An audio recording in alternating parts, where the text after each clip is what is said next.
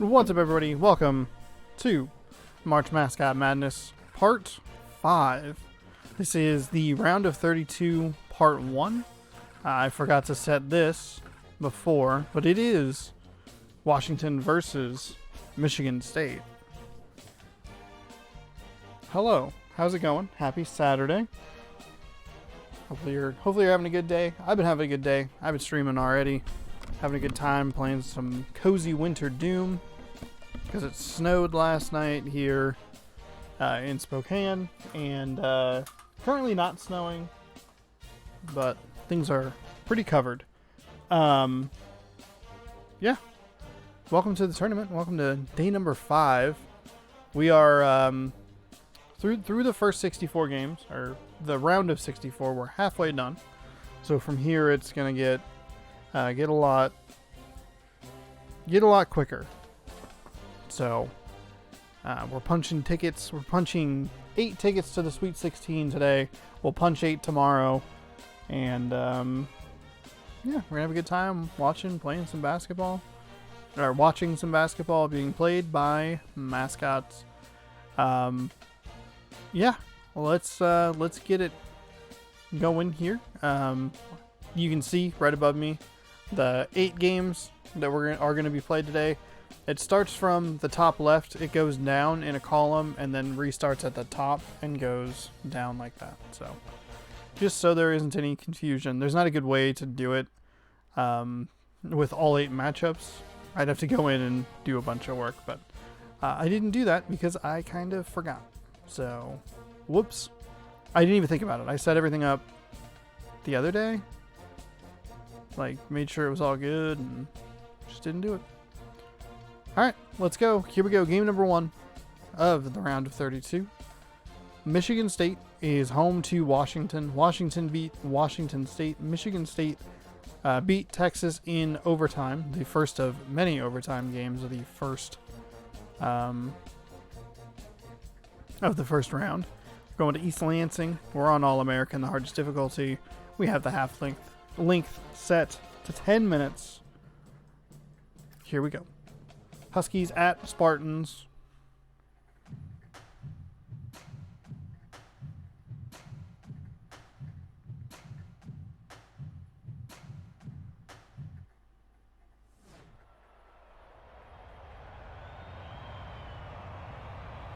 And we have tipped off. I love the little basketball there in the Michigan State top of the key.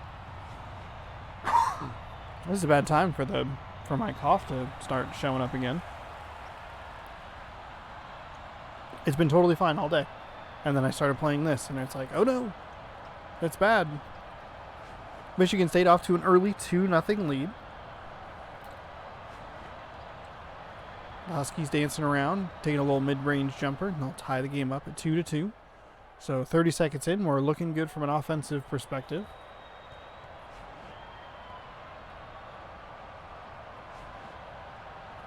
There is a very loud siren outside.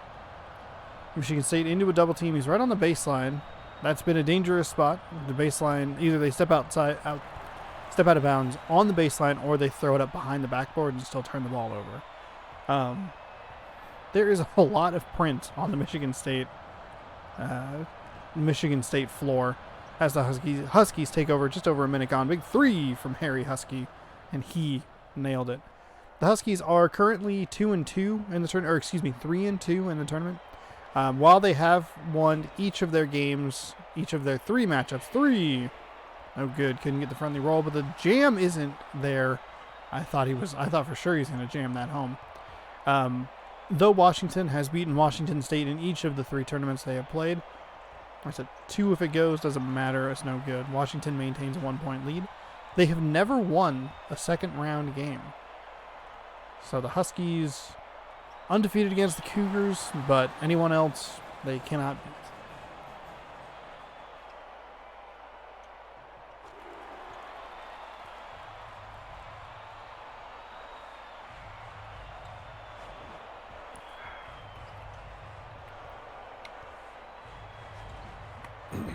Michigan State with a nice 3 while I took about a 3-person drink there. Shout out to this flavor of Gatorade, strawberry kiwi. If you're thinking, man, Sean, I know about strawberry kiwi. They have the green one. No, that's kiwi strawberry. Two different things that have the same flavors in it. You could definitely tell this one's more of a strawberry. Washington getting dangerously close to that outer that sideline boundary. That's the term I was trying to think of. Oh my god. Doom has melted my brain. But here we go. 7:30 to go. Michigan State up 9-7. Washington struggling on the offensive end. Michigan State able to retake the lead. Quick inside pass. Nice little floater, layup, hook shot. Either of those words I feel adequately describe what just happened. And that'll make it a 4-point Michigan State lead. This is a nice color combination. Michigan State is one of the few humanoid mascots that I put in the tournament. Because they're not actually a human, they are a costume over a person. I don't like human mascots. I think they're really bad. So I don't have any of them in here, except for the Spartans, because I think they just look good. So while you would think like, wow, Sean, you have the Spartans, why don't you have the Trojans in there? Well, the Trojans are just some dude in sunglasses with a sword. I don't know what you want me to do with that. I can't do anything with that. It's boring.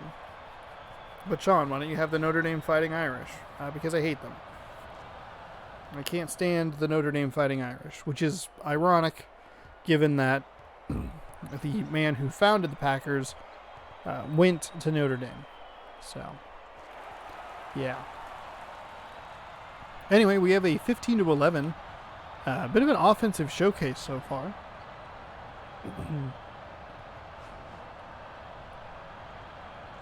Both teams doing well, hitting shots. 15-13 now. I did just realize that I forgot to update the standings, though there is a bit of an issue with it because I goofed up. 17-13, Michigan State maintaining a 4 or 2 point lead. Just depends on what's happening.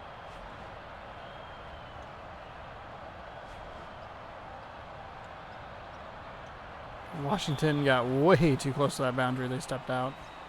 Seems like the game is pretty lenient. Again, if you're new, if you're watching this for the first time, or if you just randomly clicked into this stream because you're like, what the hell is happening? The mascot costumes are just draped over the regular player hitboxes, so that's why it looks a little weird. I'm sure the people who watch this regularly are tired of hearing me say that, so I'll give the quick version. Sometimes 3s will look like 2s, but they are actually 3s. Sometimes they'll look like they step out of bounds, but they aren't actually stepping out of bounds. Michigan State is a really good example. They have very large feet. And I'm sure I'll reference that a couple of different times. So while it did definitely look like Washington was out of bounds earlier, they weren't until they stepped very far out of bounds. But they were on the boundary line enough to where that would have been called in a regular college basketball game. But since there is no college basketball or any sports at all happening, we have this for you. Michigan State jumping out to a 23-15 lead. Washington not really doing a whole lot with the offense. They have a bunch of people gathered around the 3-point line and no one inside. So 3 from Washington is no good. So it'll remain 23-15. Michigan State opportunity to run out the fast break. And they have pushed this to a 10-point lead already in the first half.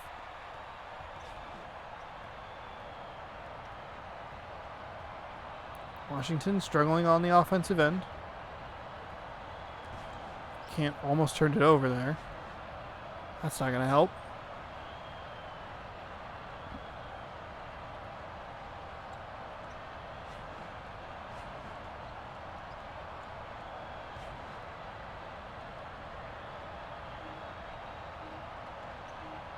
Gonna have to take a deep shot. Clock 3. No. So Washington maintains offensive inefficiency. I don't really know where I was going with that sentence. Washington can't hit anything on the offensive end. That continues. What's weird about this game is that's been a surprisingly consistently made shot. But today it was no-go. A no-go. So we have an 8-point game here, 25-17. 3 minutes left here in the first half. These games, if you're new, run 25 to 30 minutes. Just depends on turnovers and fouls, especially in the early going. But they usually average out about the same. Usually the games are pretty close towards the end, which is always good. So you do get a lot of fouls and timeouts towards the end, and that's where the game does extend a little bit. But something like this game, granted I did talk for a couple of minutes before this started, but something like this, if this maintains this pace and it maintains a lead that Washington kind of pulls away from, or pulls off of, and they don't worry about trying to make a comeback towards the end, could be like a 25-minute game. But if it's close, you could push it to 30. Doing the 10-minute halves is definitely the correct length. I don't think the 20-minute halves really take that much longer. I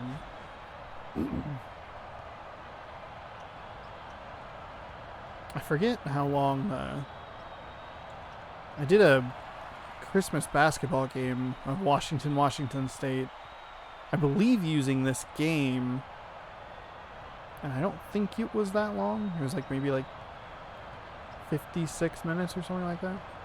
But obviously I'm not spending 64 hours doing this. I'll spend 32, but doubling that is absurd. That would also make it take twice as long, because instead of doing 8 games, I'd only be able to do 4.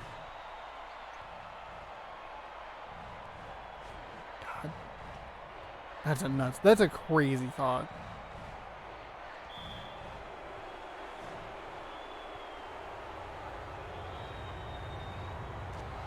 All right, Washington State at the line, down 12, now down 11 after the free throw.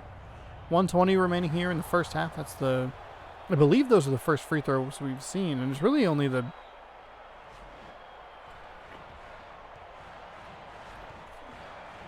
second foul we've seen. Nice defense by Washington there. They switched to a full court press, got an errant pass, and an extra offensive possession.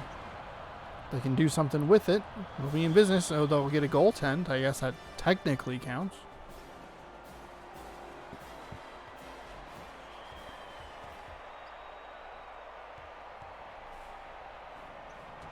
Oh, block shot by Washington. Michigan State does get the loose ball, and they push the lead back up to 10. But Washington was able to take advantage of the turnover that they created. If they can get a shot up here in the next 10 seconds or so, they can go 2 for 1. Running low on time here if you want to do that. You have 3, 2, 1, 0. Okay, never mind. Instead, they'll turn the ball over right after the shot clock scenario I was pitching happened. Now it's a 12-point lead. So it looks like Michigan State might end Washington's tournament early again. Washington cannot get out of the second round.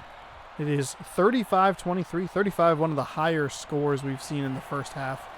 23 seems to be not like the average, but somewhere in there that's closer to it, to what we've seen.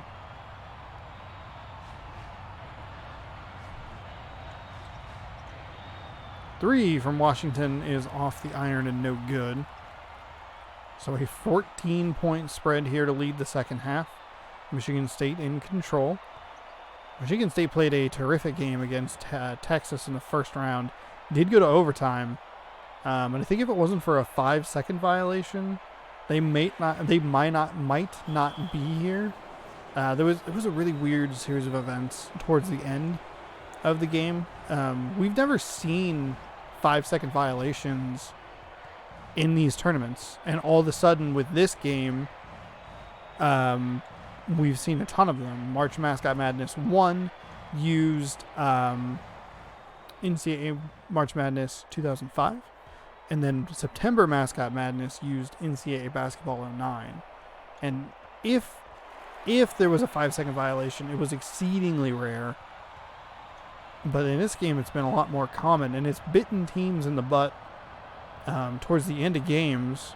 Texas, particularly, was bit hard by it, and that's why Michigan State is here. There's also the fascinating aspect of free throw shooting isn't as automatic as it has been in previous games. Alabama knows about that because of Utah State missing 2 free throws with 2 seconds left.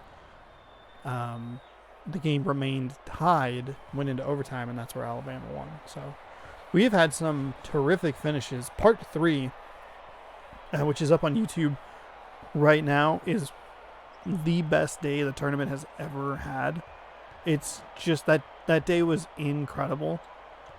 There were 4 overtime games, and like a massive comeback by one team and an almost comeback by another team. It was the definition of madness, and it was incredible. So Washington there, nice 3-point attempt, I believe. We're going 27, now they have 30. Yeah, it's a 3-point attempt. 41-30. Michigan State leads. And we'll see all those teams that played on day 3 with those crazy finishes. We'll see what they have to offer tomorrow. Defensive foul, Washington ball. Foul them hard. I don't believe it went down. First team foul for Michigan State. Shot did not go down. 10-point game. Now a 9-point game.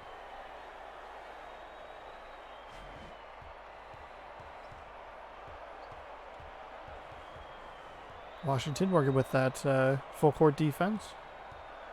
Full court press defense. Sometimes we see just full court one-on-one defense. Washington able to force a turnover. They can slice it down to 6 here. 6 or 7, just depends on what they want to work with. Looks like they're going to go for the 2. No good. So a 9-point game it remains. Not able to take advantage of the turnover. Oh, another turnover forced by Washington. Quick passes inside. Just a little too much mustard on that one and bounced off the back iron. No good.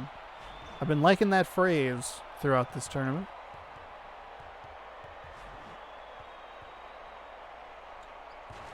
Nice jam by Michigan State, and it's back up 2. Oh, my math was right. Okay, sorry, I read the score wrong.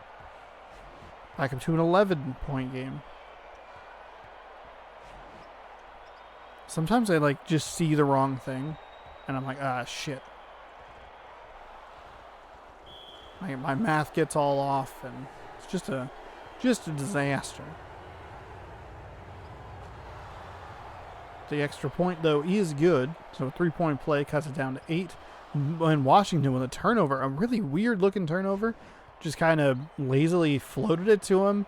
Washington was able to get in front of the ball, cause it to deflect, and end up with a hook shot. But the ball just kind of ended up in their hands. So now it's a 6-point game. Washington will lay off the defense a little bit. The full court press is typically very effective. Causes a lot of turnovers. It can turn games into blowouts. As Michigan State sinks a little floater there. Push their lead back to 8. I believe Michigan State, I've talked about this before, but I believe Michigan State was in a game that got out of hand very quickly because of full court defense. Was it against LSU or something? I tried to look for it, but I couldn't figure out which one it was. But there was a game that one team had full court defense, and it was very quickly out of hand. And this game seems to have a better frequency of comebacks. In the third day, which I was talking about earlier, there were 2 15-point plus comebacks in the same day, which is just mind-boggling, or 15-point deficits erased, which was just nuts. So this game seems to be more willing to let teams come back. And then there was a game, I believe it was Louisville and South Carolina, another missed dunk for Michigan State. I believe that's 2 of them. But it is down to a 6-point game. The Huskies can't get the basket to drop. It falls off the right iron. Yeah, South Carolina, Louisville had multiple comebacks. I think 3 total comebacks of 10 points or more. 2 by one team, the victor, who we will see today. Actually, we'll see them next, and then 1 by the loser. Another errant pass. Michigan State. Keep in mind, Michigan State was up by 14 at one point. Washington has cut it all the way back down to... Cut it back to 4. Washington is really struggling to take advantage of the turnovers that they are creating. If this game slips and Washington can't get the victory, that will be the reason for that. Just as far as they've had 3 or 4 turnovers that they have not been able to convert into points, and that right now, even if you just get 2s on those 3 from Washington, is no good, just a little short. If you take 2s on 3 of those, you're tied. Or, before Michigan State scored, if you take half those turnovers and turn them into points, you're tied. Let's see what all Washington has left in the tank here. A foul. I don't know what part of the gauge that's on, but shot is good. So 48-41. Missed free throw. Rebound for the Huskies, so a 7-point game. Spartans lead almost create a takeaway. Huskies lucky to get on the loose ball. Michigan State goes for the ball again, misses. Leads to a missed 3-pointer by Washington. This is not where Washington needs to go cold. They pulled themselves all the way back. They're going to send Michigan State back to the line. First shot is good.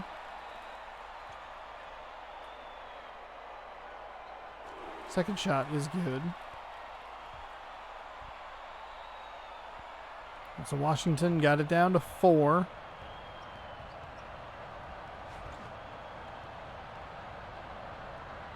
Michigan State now working with a full court defense. Washington breaks through that, scores 2, down to 7. 3 minutes remaining here. Or a little over 3, I should say. Nice turnover again from the Huskies. Have a chance to run it out. You had a guy on the left that was open, but I guess a dunk works just as well. That defender fully bit on the passing lane. Holy cannoli. Or the ball handler, I should say. I don't know why I said passing lane. Oh, because the Husky defender got in the passing lane. Washington now down 3. 2 turnovers, 4 points. And a 7-point deficit knocked down to 3. Another turnover. That is 3 straight defensive turnovers for the Huskies of Washington. There's a 3 to tie. No good. Defensive rebound by Michigan State. We'll see if they can come down the floor cleanly this time.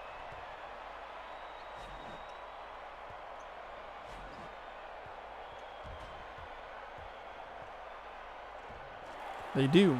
They successfully get 2 points. 52-47. Right about 2 minutes remaining. The Huskies won't need to foul. They'll sink that 3 and it'll cut it down to a 2-point deficit with under 2 to go. Now they definitely don't need to foul. It's a little early to mention that, but shot good. This is where Washington needs one of their turnovers. Not on this possession. I said that at the incorrect time. Should have held that.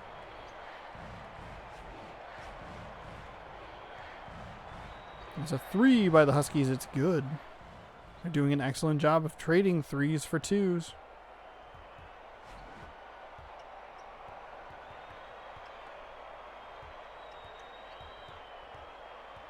They have Michigan State down by the baseline, double team, pass out to 3, and there's a turnover by the Huskies. Finally. I guess finally is maybe not the correct word, but they do finally get that stop, though. I said it's not the correct word, then immediately used it. Giving themselves an opportunity to get a lead here late. Obviously, don't need a 3. A quick pass in for 2 works. A foul is fine. Not great, not terrible. Just a thing. First shot is up and good. So it was a tie game. Second shot is true, 55-54. Michigan State will take a timeout with 1:04 remaining.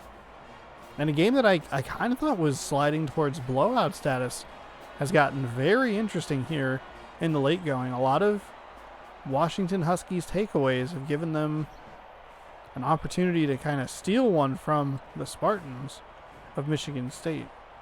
The game does lock up down here from time to time with the computer. They're better about fixing that issue down there. The problem is there seems like there's more spots. They stepped out of bounds. Seems like there's more spots where the computer does just get locked up. Now, there is about a 6-second difference between shot and game clock. Michigan State does not have to foul. They can just force the final shot. Depending on what their defense does here. 17 seconds on the shot clock. They can work it around. They could get a turnover. That absolutely works. They shouldn't have been in that position in the first place, but they did get the best case scenario for making up the mistake. 55-54. 15 seconds remaining. Michigan State, will they hold for the final shot? They'll get 2 quick passes inside. They'll jam it down. And Washington will take a timeout. 56-55. 11.4 remaining. All right, Huskies can hold for the final shot. They'll throw it deep. They might just go for 3. They don't need to. They don't need to. 3, 2, 1. The shot is no good. Nope. Oh, it's no good. He had it right at the buzzer. Oh. He had that opportunity to send the Huskies to the next round. But no such luck begets the Huskies. The Huskies today. Washington falls, and they have not gotten out of the second round. 56-55.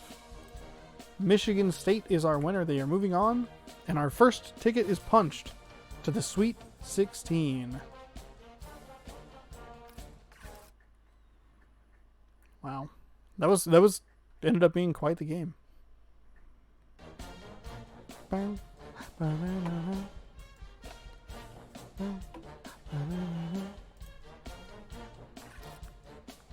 we'll move on to our next matchup, which is Arkansas at Louisville. We get an all-red matchup here. I went the wrong way. Arkansas at Louisville. Louisville had a wild game in their first round matchup. And it looks like I think Arkansas won pretty comfortably. If I remember correctly, Temple, the team that Arkansas beat in the first round, had one of the worst halves of basketball I've ever seen. But both teams are here. They are they're ready to go. Raring to go, I would assume. It was 4 very red teams right in a row. So, no matter who wins, we get a Christmas-looking game, which would have been nice today because there's a ton of snow on the ground. Louisville with a quick start. They work with a full-court defense, full-court press the entire time. So, there you go. There's a steal. And that's an offensive foul. Wow, nice. Nice play by Arkansas to take the turnover and not give up points. Instead, get the ball right back.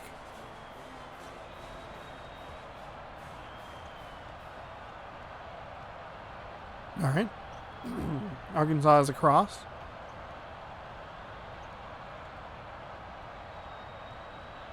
Break the defense. They get blocked instead. Loose ball picked up by Arkansas. Throwing it back outside. They don't. That was their first shot attempt, and it was a block. Their second shot attempt goes out of bounds behind the backboard.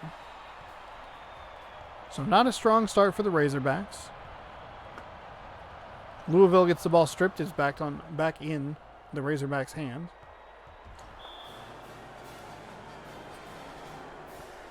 That'll be a reach-in foul on the Louisville Cardinals. Pardon me.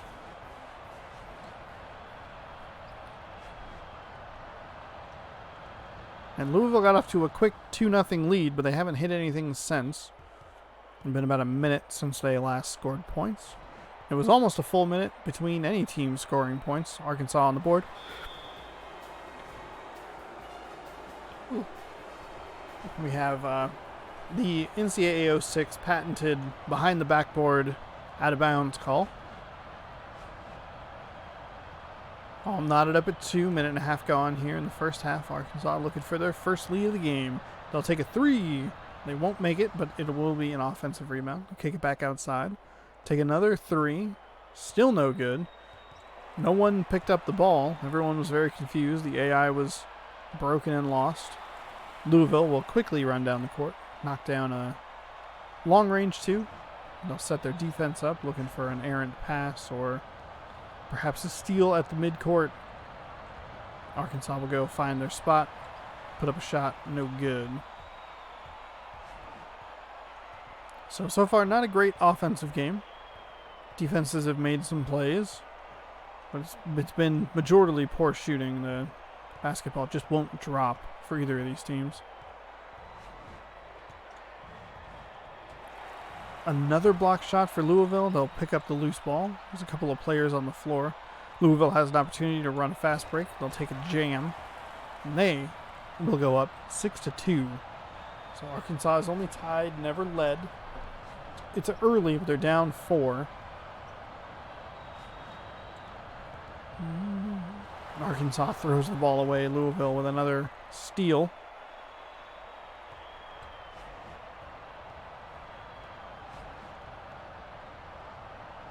There's a 3 for the Cardinals, and it is 9-2. So a quick little 7-0 run over the last 2 minutes or so for the Louisville Cardinals. They throw the ball away again, Arkansas does. They also pick up a foul. And they missed the first free throw, Louisville. So 9-2. Second one does drop, so it's an 8-point lead. Arkansas's got to slow down here. Work their way up the court. They're just not breaking through very well. There they finally get it. They can reset their offense. They're actually getting pretty close to a 10-second backcourt violation. 3 for Arkansas, and it is good. So they'll slice the lead in half, 10-5.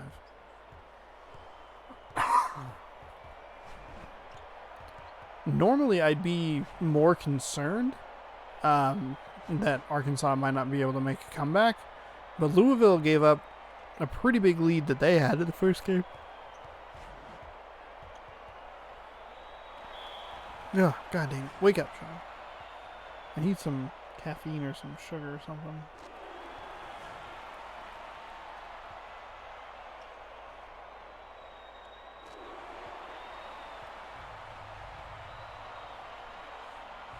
Twelve to 5, 7-point lead. Another steal. He just floated that pass up, and instead Arkansas will just take a foul. Kind of intentional, a little bit of a reach in. The Cardinals don't like it. They'll have a chat with the Razorbacks.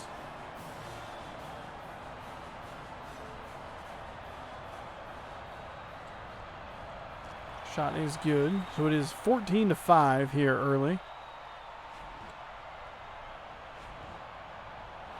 They keep throwing it back across the court. There's another 2 up, no good. Offensive rebound is no good. Off the back iron and out. When the Razorbacks are working their way up the court, they make a second pass back across the court laterally instead of vertically. There's a moment where, and maybe it's hard to see because there's 2 defenders, whatever the reasoning is, the guy that's running up the right side is totally open. There's no one there defending him. There's no one there bugging him. And they just don't throw it to him. Three for Louisville is good, and it is a 17-5 game. Arkansas will take a timeout. That's about what we see when a team takes a timeout. 12-point lead. They're not playing well. All right, so here. He'll throw it back. Look, he's wide open. He's wide open. There's not even a second defender there. There's only one defender. That's a missed shot. Louisville should have this game blown wide open. More so than it already is, just because they're missing fairly easy shots that should be made as far as like point blank when you only have like another person there. So deep two for Louisville. They'll push their lead to 14. They actually switched off their defense a little bit, which is kind of surprising. It has been so effective. The Razorbacks have turned the ball over so many times behind that half-court line. Nice jam inside for Arkansas.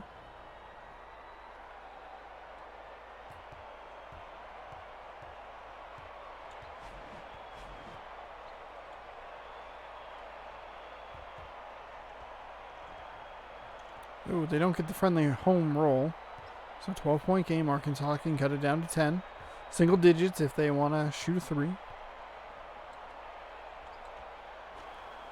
No, that'll be, that was a three, I'm sorry.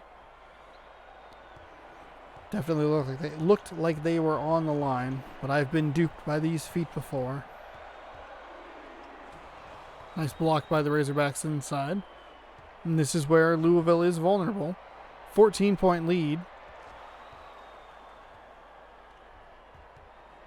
Yeah, a 14-point lead. And that slowly is getting erased down to 7. So 3 for Louisville. They'll bump it back up to 10. Just because of the way their last game went doesn't mean that they're not susceptible to, or it means that they are susceptible to losing bigger leads. Gave it up to South Carolina. They could give it up to Arkansas. Arkansas with another steal, or a steal, I should say. He had an opportunity to pass to his teammate, all coming up the right side, but elected not to.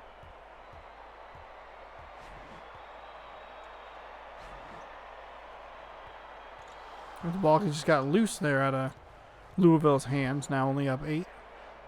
Or Arkansas only down 8. Overran the three-point spot. They'll take it out anyway. A couple steps behind. Maybe should have hit from the original spot. Otherwise that... Or that may have actually gone in. Shot is up and good. 24-14.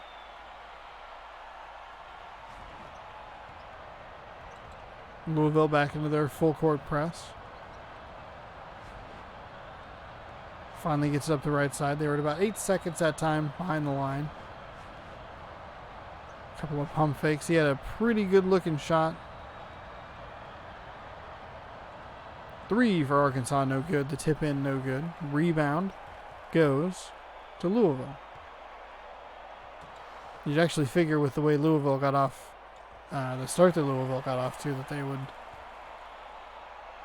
be ahead by more at this point. And 12 points is a lot, but they kept turning the ball over just like that. Creating takeaways. It's off the right iron, no good. The putback is solid. So we have a 2-touchdown, 28-14 game with 1:20 remaining in the first half.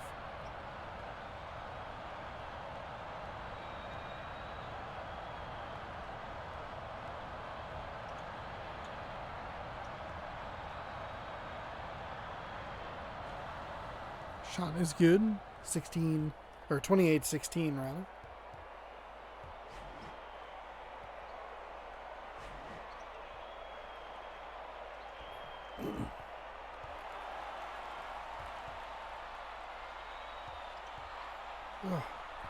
Like all of a sudden just like got hit with a wave of sleepiness. Arkansas, a couple bounces off the rim, no good. Just can't even take advantage of their own takeaways to cut this lead down. 3 for Louisville, no good. Defensive rebound, Arkansas. No shot clock. Instead, he'll make a move and lay it in for 2.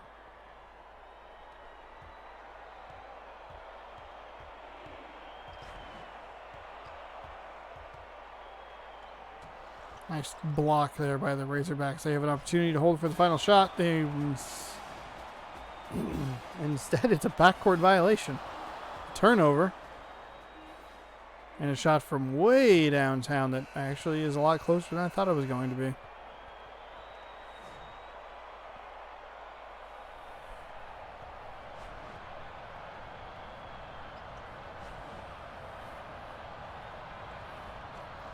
Sinks the 2. Louisville up 28-20. Second half here, game number 2.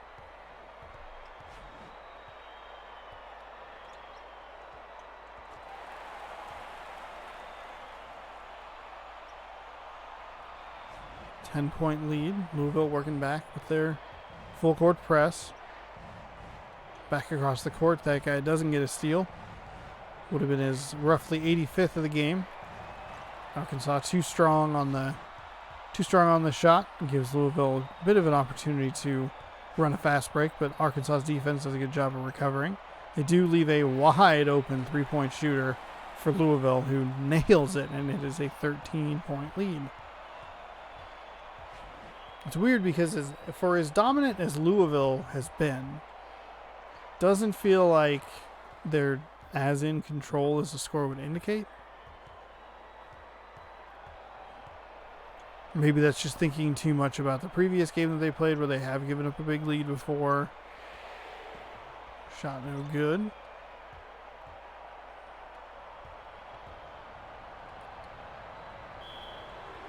Sounds like you might need to chug an energy drink during the next break. Thank God I have 2 Coke Energies sitting down in my refrigerator right now. Coke Energy. Drink it. Or don't. Probably don't. That's very possible. I might have to do that. So 10-point game here. Louisville inside. Working it around. Shot is no good off the right iron. Arkansas with an easy fast break layup there. Slicing it down to 8 with 8:14 remaining in the second half. Held that for just a half a second so I could get the timing right. Quick passes inside for Louisville. Gives them an easy opportunity to dunk. Tremendously effective play here in the March Madness games. Just 2 quick passes. The defense doesn't really know what hit them.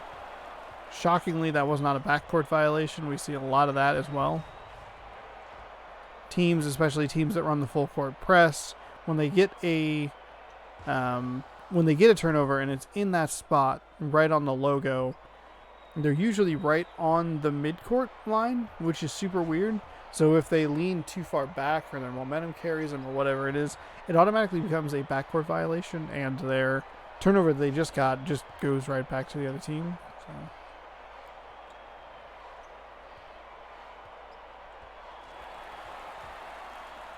Tricky shot, but it's good for Louisville, who pushes their lead to 10, 37-27.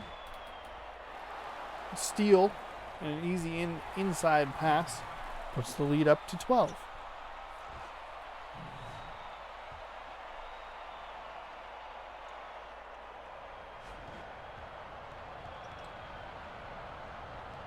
Got into a triple team there. Another takeaway by Louisville. Inside pass. Drinking a Cherry Coke Energy right now. I don't recommend it. I've never heard someone say buy it in such a weird way before. So Louisville, a couple of turnovers, has made it a 14-point lead. Another opportunity to fast break. A couple of Arkansas defenders get close, but they don't affect the shot enough.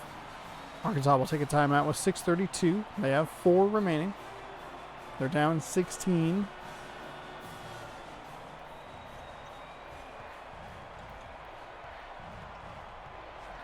Louisville hasn't collapsed yet. They did in the first game. They're kind of lucky to be here. Because not only did Louisville collapse in the first game and blow a lead, they also had to come back from a pretty large lead of their, or a pretty large deficit, of their own, as that shot is blocked. 6:05 here, second half. Arkansas is going to need a lot of that, and they're going to need dunks like that to go down and not off the back rim. Just too powerful. Louisville can't convert on their end.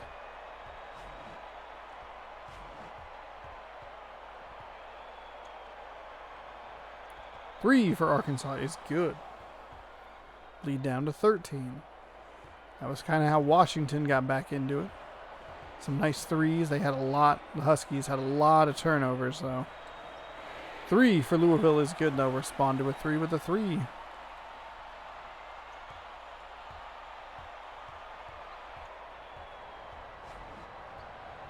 And with 5:19 in the second half.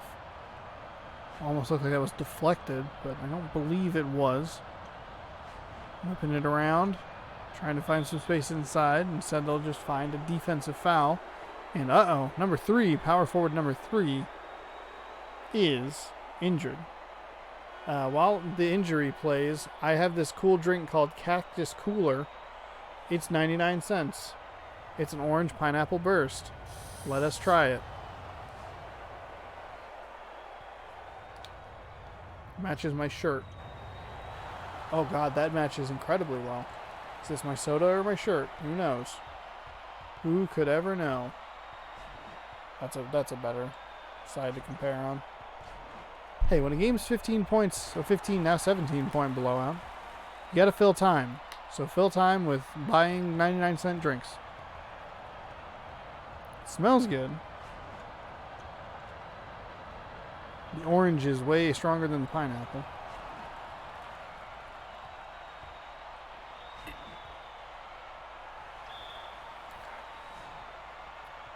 There's a lot of pineapple flavor.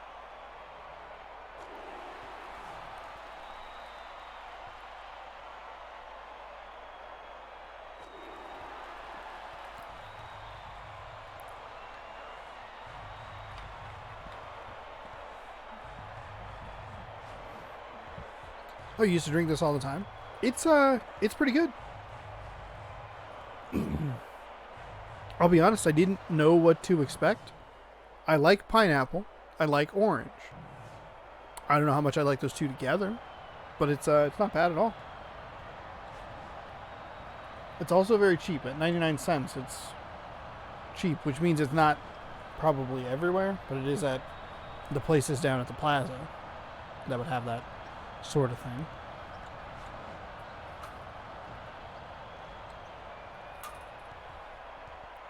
Thankfully, the snow has stopped outside.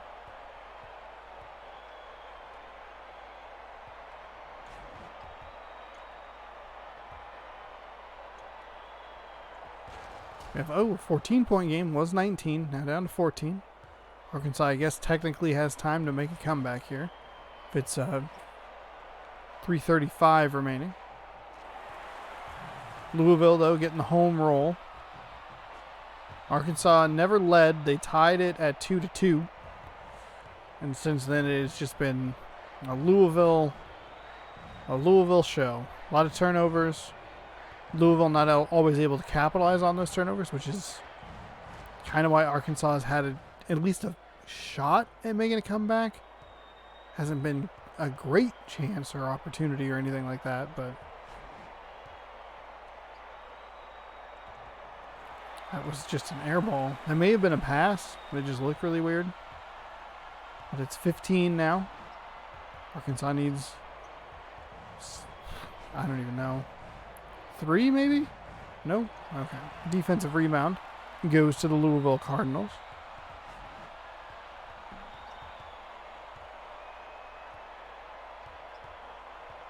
Working it inside. The jam is missed by the Cardinals. My brain is broken because the Stanford are just the Cardinal. The Stanford? Stanford is just the Cardinal. But Louisville is the Cardinals. Not that I have to worry about that anymore because Stanford is not playing. And Louisville looks like they are well on their way to the Sweet 16 themselves.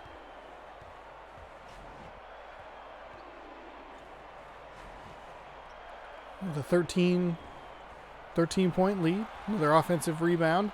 They're getting all these loose balls and all these offensive rebounds, helping them keep this lead well into the double digits.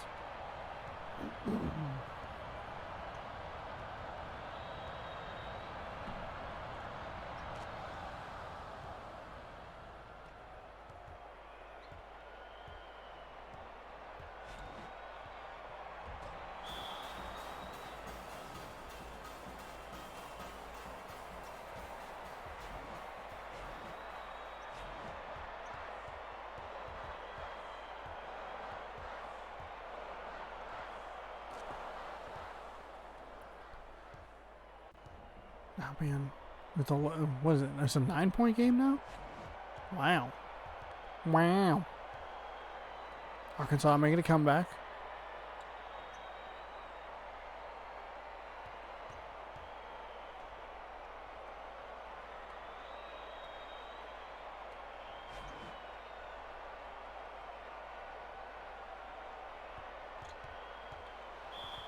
Five-second violation. You can't do that, Louisville. You can't give the ball back like that. Okay, you can take it away, though. If you do that, I guess it's not that big of a deal. That's been a smaller, but still, like, frequent enough change that it is worth noting. Defensive foul. Arkansas trying to extend this game. There have been a surprising number of steals off inbound passes. And I think it boils down to the fact that the defense doesn't just go from point A to point B, like just magically teleport there. Instead, I think the game is written, like the code is written for them to actually move that way. And so when someone tries to throw the ball in really quickly, it doesn't work because there's a defender who's not in the spot that they would be in if they were just teleported. It's a weird thought process. I don't know if it really makes a whole lot of sense. Louisville getting 2 shots there after the missed free throw. So this is what Arkansas needs. They're down 9. That's the missed free throws. 50.5. Arkansas has to work with some kind of pace here. A pace of quickness. Got to find a good shot. Can't just stand there. Can't lose the ball. You got to take a 3. Oh, you got to make it, though. Got to make it. We'll see if they worry about it. I mean, if I were Arkansas, I would maybe see if I could get it down to 6 and go from there. Because that was kind of the perfect setup for them. Louisville missed the first free throw, which means that they scored 0 on their trip, right? Arkansas, if they score 3, that's a 3-0 run. If they can get that to happen 2 more times, you're right back. You're even. Louisville take a 3. That'll be enough to run the clock out. Because when you hit foul number 7, you get 1 and 1. So 7, 8, and 9. That's 3 before foul number 10 puts them on the line for 2, regardless. That was how you needed it to happen. But that's not how it happened. Take a shot at it, Just put them on the line, see what happens. See if you can get yourself to a point where you can tie the game or take the lead. But even when you're down 3, trading 3s for 2s isn't, like, obviously it isn't ideal because that's relying a lot on outside shooting. But at the same time, it only takes a couple. All right, Louisville moves on, 56-47. Not a super competitive game, which is unfortunate.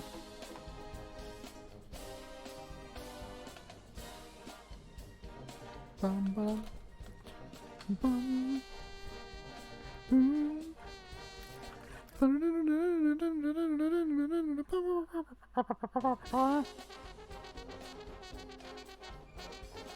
Long train running. Do another Mascot game here, as they are all Mascot games. Flip this, flip that. It is Pittsburgh and the Volunteers of Tennessee. The Volunteers. Pittsburgh, Tennessee. Can you... Oops. Pittsburgh, Tennessee. And we are ready to roll. Man, I played one wrong game and I'm... We'll see Gonzaga up next. This is game number 3. Moving at a pretty good clip. That was a good example of like the teams who was playing whatever team and whoever team. That one. It just happened. What just happened? Arkansas, they tried once to get the foul down and get a timeout and bring themselves back, but as soon as it wasn't in the cards, they stopped. So that last minute, instead of taking like 3 or 4 minutes, took like a minute and 15 seconds. So it's kind of that's a good example of how the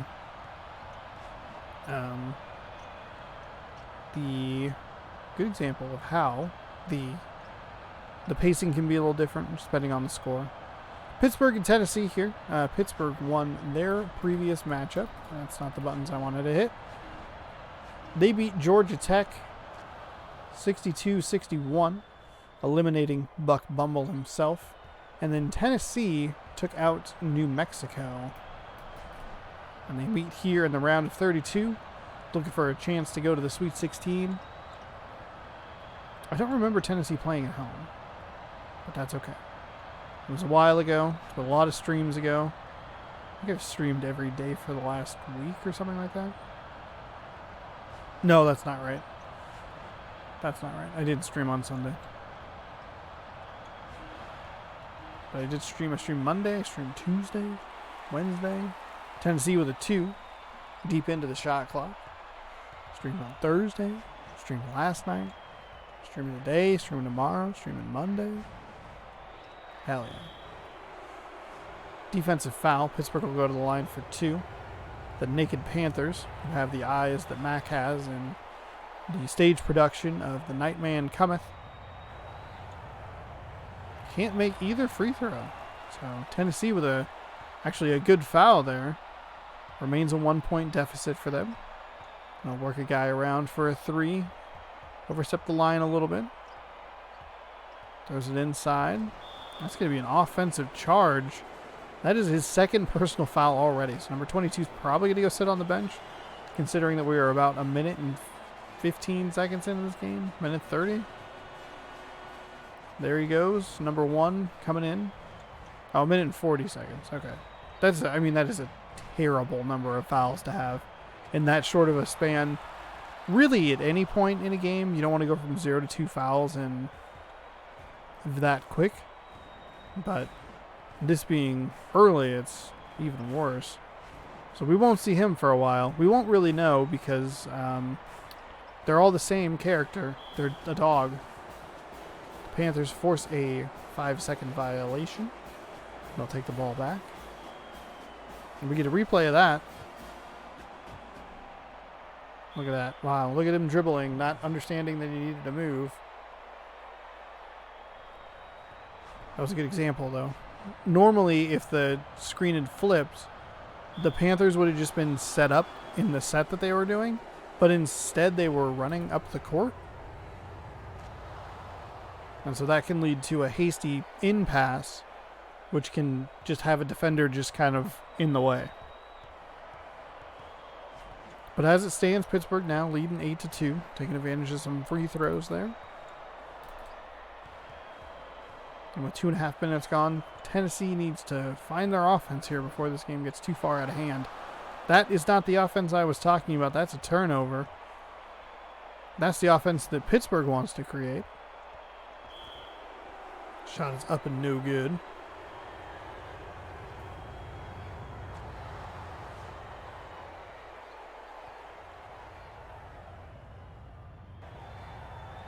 The second one is no good. We've seen that a few times where the ball just kind of gets away from all the rebounders and then it just kind of sits there. We saw a really weird 10-second backcourt violation where somebody fell down and was just sitting there. I was like, oh, you're just hanging out here on the floor? And then the 10-second violation went up. So Tennessee gets their first points in quite a while. Cut the lead down to 6. They're getting from the free throw line.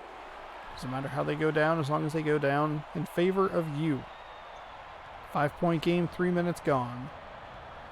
Winner hosts either Gonzaga or Iowa. Tennessee, a team that went far in the tournament last year, or in September, excuse me, which yes was last year, but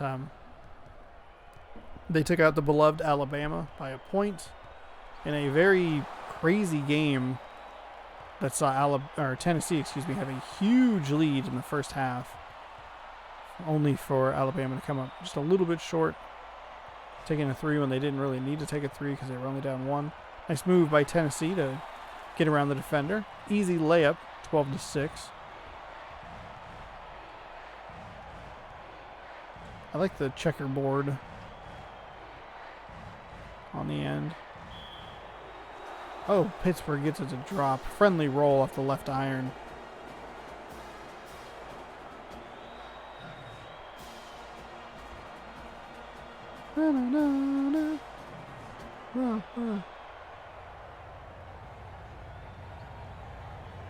Can't get the conversion for the 3-point play to drop. Free throw shooting does continue to be an issue here in March Mascot Madness 2. Overall, the third tournament I've done on this channel. I love doing them. They're a lot of fun.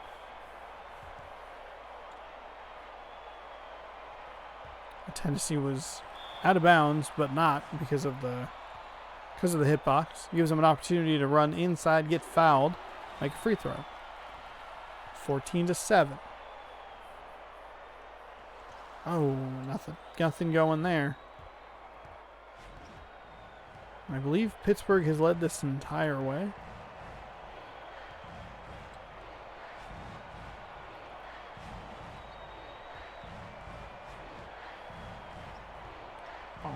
Defense.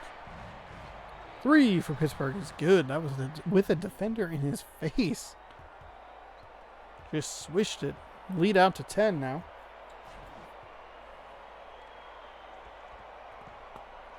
Shot is no good. Tennessee tries to get the ball back up, but is out of bounds off the backboard.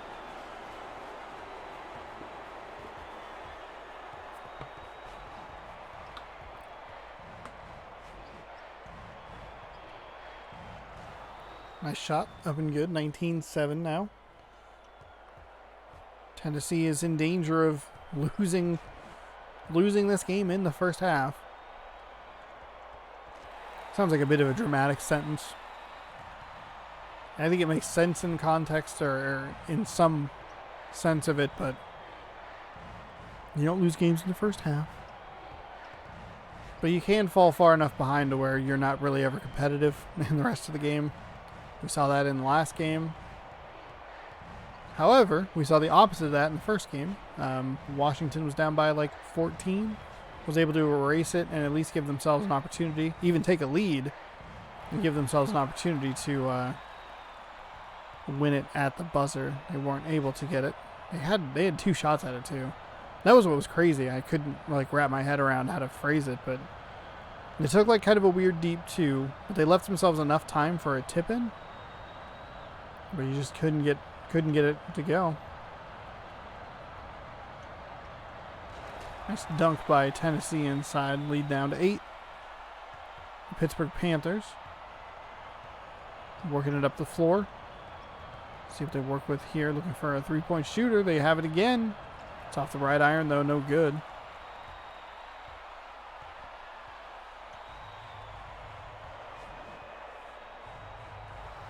Oh, nice steal by Pittsburgh. They're running the floor, trying to get that lead back up to 10, but a brilliant defensive play. Absolutely moronic offensive play, but a tremendous defensive play to get that ball blocked to try and save themselves the points. Unfortunately, they took a step back across the midcourt line for a backcourt violation, like complete and utter doofuses. So the block doesn't really do anything. It's going to be out of bounds, Tennessee ball. I wasn't sure if that was going to be out of bounds or if that was going to be a foul. Looks like it could have gone either way. It can be hard to tell, especially down there, what they're going to call. Because there have been times where they call a foul that would have been out of bounds if they hadn't called the foul. And sometimes it looks like it's a foul, but it's just out of bounds. 3 for Tennessee is good. Lead down to 5, 19-14. 2:50 remaining first half. Tennessee doing well here on the defensive end, getting some stops. And on that one, they took advantage of the mistake. Nice defense of rotation, but he didn't bother to get his hands up. He just stood there with his hands out going, miss. So an 8-point game, or it's back to an 8-point game. Tennessee thought about a 3, but they're not worried about it now. They're just going to dribble it, I guess. Throwing it to the left. Back out for 3. That's going to be a deep 2. It's short. Couldn't get it to drop. First front end of the 2 free throws is no good. The second is good. So a 7-point lead. See what Pittsburgh has for us and has in store for us. Oh, that was a whole mess of words. Going back though. And Tennessee with a steal, capitalizing on it, cuts the lead back down to 5.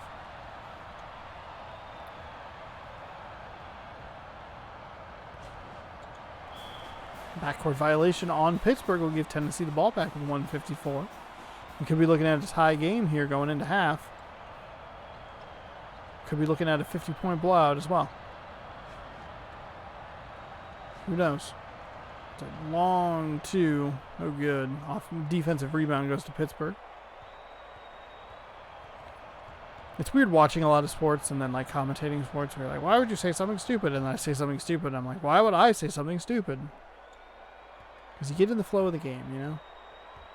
It makes sense in context, but it's also like a ridiculous statement at the same time.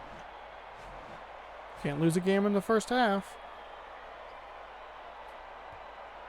I mean, you can. 3 from Tennessee, no good. Tip in is no good. Couldn't get it to drop. So instead, that'll give Pittsburgh an opportunity to drive inside. They're going to get hard fouled. That is 16 fouls for the Tennessee Volunteers. I believe that's the most number of fouls we have seen in the first half. Usually a team will end up with 7 or 8 if they're losing in the second half, so it's not that big of a deal. It's not like, oh my gosh, 6 fouls.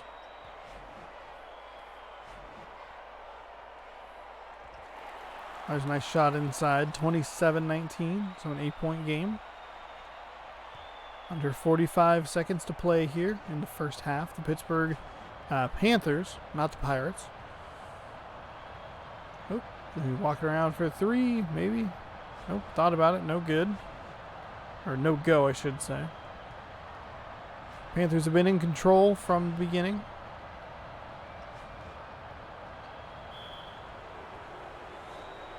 Tennessee's made a couple of little runs at their lead every now and then, but it hasn't been super effective. And Pittsburgh's been working with a multiple possession lead for most of this first half.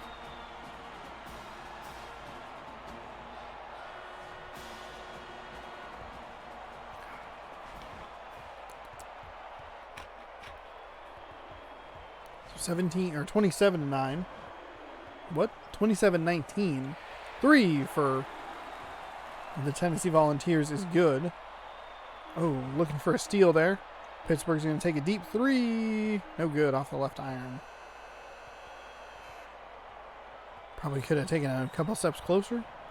Tennessee will get the ball, so that would mean that Pittsburgh has led the entire time. I was wondering if maybe Tennessee got out to a 2-0 lead and then Pittsburgh answered with a 3, but I'm pretty sure Pittsburgh started with a 3 and then Tennessee got a 2, and it's been all Panthers ever since. I wanted to say Wildcats. I'm very broken in the brain.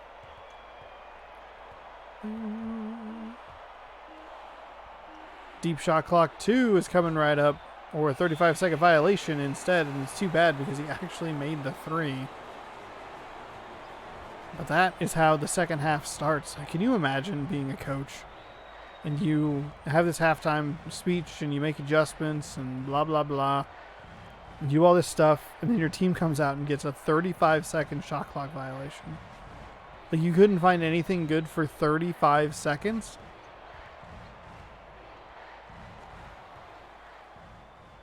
(29-22).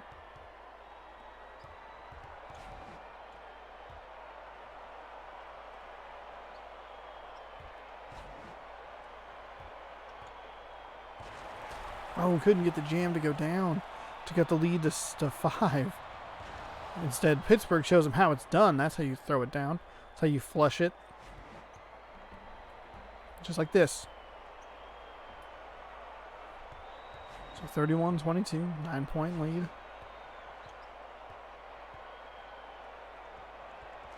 This little floater lay in is up and good.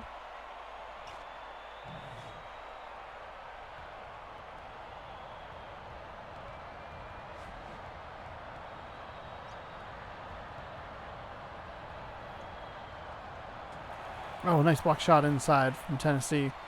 Pittsburgh scoops up the loose ball. Still makes the basket anyway.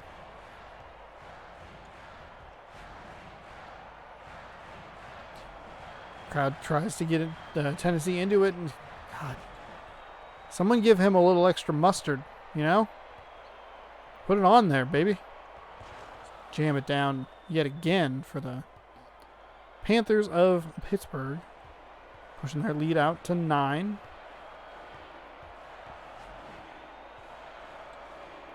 Might be one of those games that just has a team that leads between 7 and 12 points or so. And just never really relinquishes it. Never feels like they're fully in control. But the other team just doesn't do a good job at making themselves feel like a viable threat. To, cut a lead like that down to 3. Maybe tie it. Make a run at it. Make a real competitive run at it. Second shot is good. So 7:26 here remaining. Second half. Game number 3. Tennessee's looking to return to the Sweet 16. That's a deep 2. Good.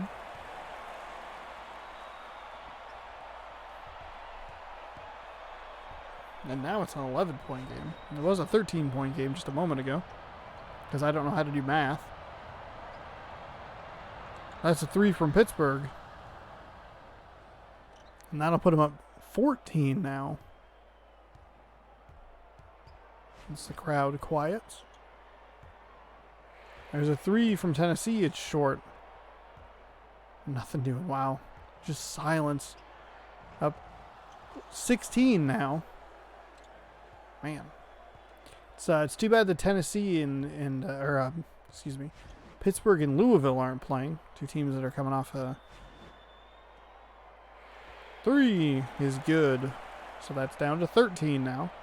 See what Tennessee has in the gas tank.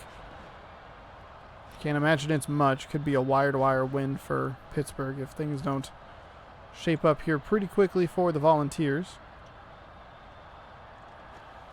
Hook shot puts it back up to 15.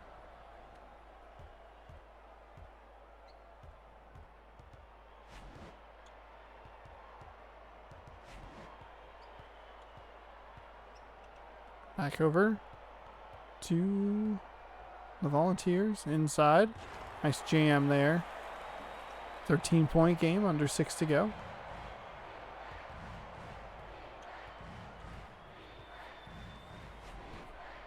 Tennessee needs...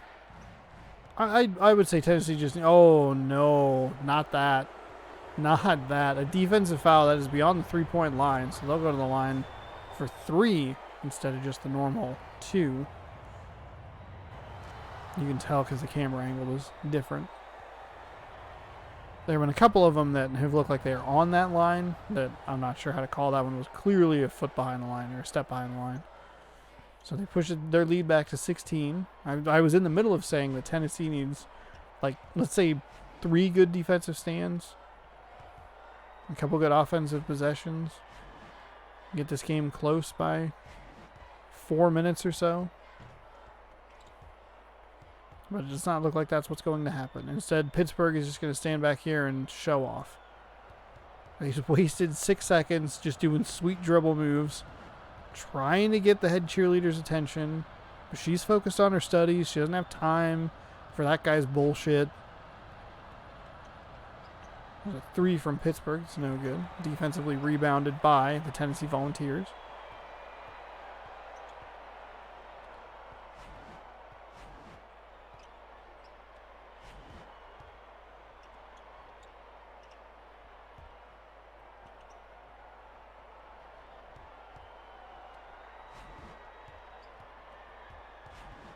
Working it around outside. Tennessee taking a lot of time off the clock here. Time that they don't really have to lose. There's a 3 from them. No good. Back iron. So 16 points, 4:20 remaining. I said that specifically just to say, boys. It's currently only 3:36 at the moment. That minute is coming. And that month is coming too. And it's 2020, which means it's 420 a month. 3 is no good. So even though Tennessee has gotten some stops, they haven't been able to get any points. Nothing's dropping for them. Instead, they'll foul Pittsburgh. Pittsburgh will make the first. And they'll make the second.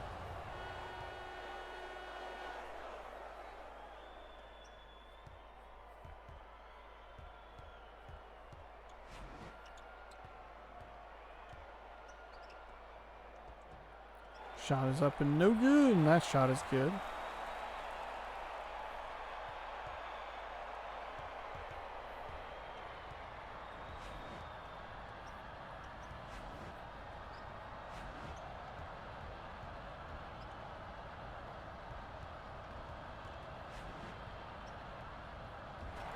.16 game. Nice turnover by the Tennessee Volunteers.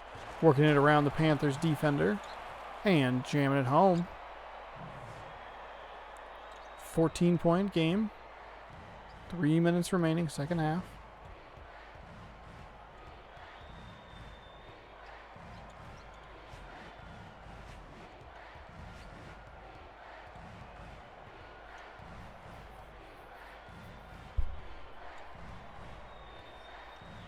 Defense. Defense. Defense. Can't even get the loose ball. You got to get the loose balls, Tennessee. If you want to make a comeback, like, Pittsburgh's kind of giving you an opportunity. They're leaving the door open. But Tennessee just can't convert at all on any sort of Pittsburgh miss, and they aren't able to make those shots either. And those were right at the rim. 51-35 to 17 to go.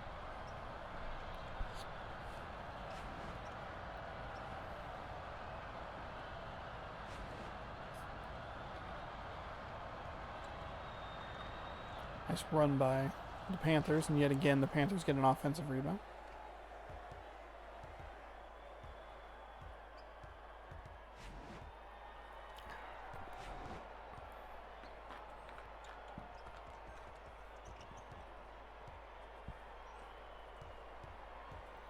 Just for some context, Duke had 40 points in the first half, and I think Michigan State had 35 in the first half as well. Tennessee has 35 total. There's a 3. There's a make. Too little, too late, but there it is. 38 total points with 1:18 remaining. So this next little bit should go pretty quickly as they're very out of it. Tennessee will call a timeout. Just kidding. Maybe the coach read the score wrong. We're not down 19 or 17.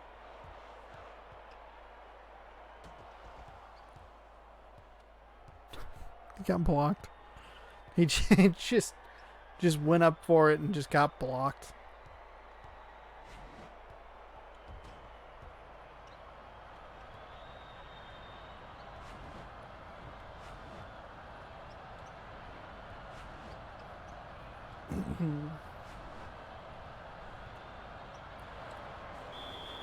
Out of bounds. Pittsburgh ball. They'll retain possession.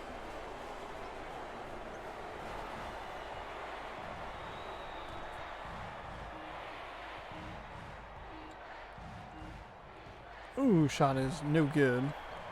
Tennessee will run up the court with possession here. They will make a round of 32 exit. Pittsburgh will be on to the Sweet 16. They'll face the winner of our next game, Gonzaga at Iowa. Hopefully it's a more exciting game than this one and the last one. He got the defender to fall down and just backed up. He's like, ooh, the basket is scary. Pittsburgh will dribble out the clock, and that will be the end of the game. So 55-38.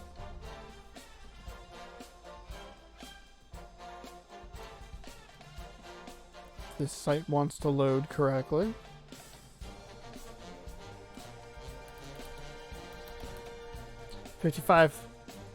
Pittsburgh 55, Tennessee 38. Can verify that the winner is indeed Pittsburgh. And we'll see them in the Sweet 16. Gonzaga at Iowa is coming right up for you.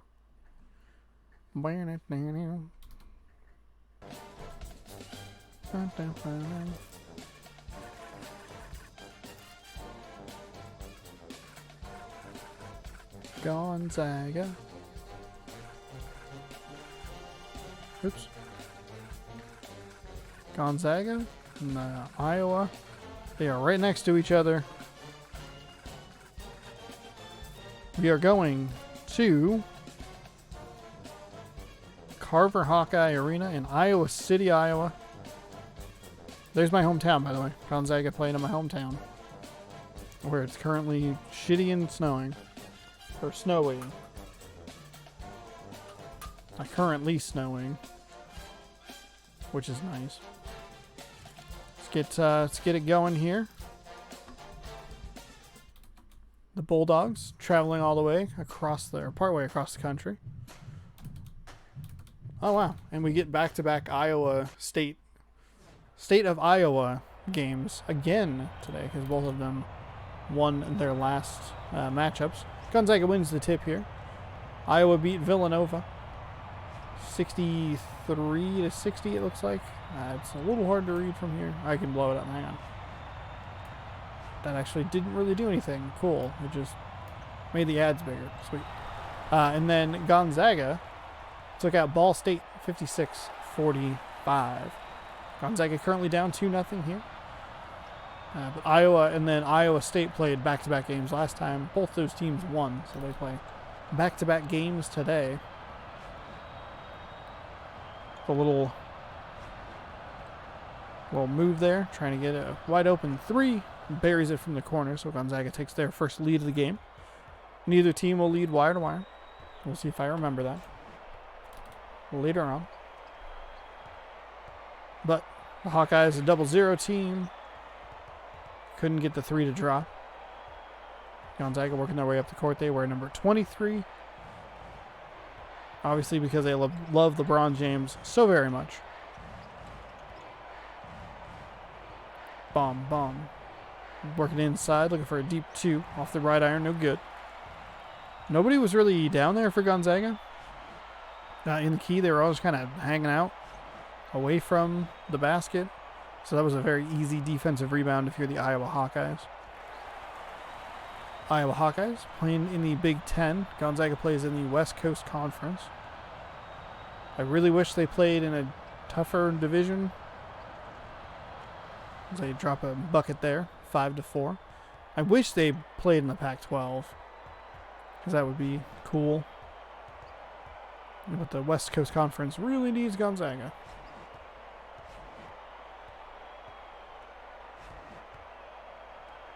One. Because Gonzaga has been good for the last, 20 years or so. Consistently making the NCAA tournament. Nice steal there by the Zags. But there is no tournament this year. Oh, we missed the offensive rebound. He did actually end up getting a loose ball, though. Look at that. They showed the replay. They showed him miss the offensive rebound, and then they showed him get the ball. Showed him getting the ball and putting it up for a layup. Red leather, yellow leather. Iowa cuts the lead down to 1. 7-6 here in the early going. Nice inside pass there for the Zags. They'll make it 9-6. Kind of like the sex number. Few minutes gone. Winner gets to face. Nice 3. It was a nice 3 by Iowa. The winner does get to face the Pittsburgh Panthers, who just dismantled Tennessee.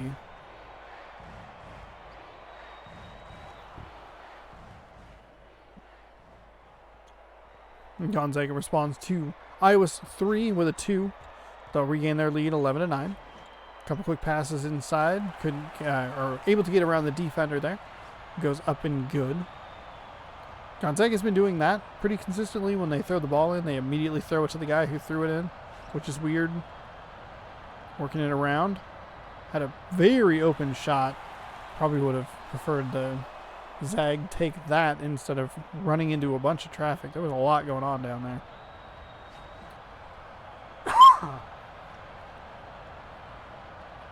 So the Zags regain their 2-point lead. Little dump inside. Back out to the 3-point line. Through a couple of defenders in the area. Iowa misses the shot though.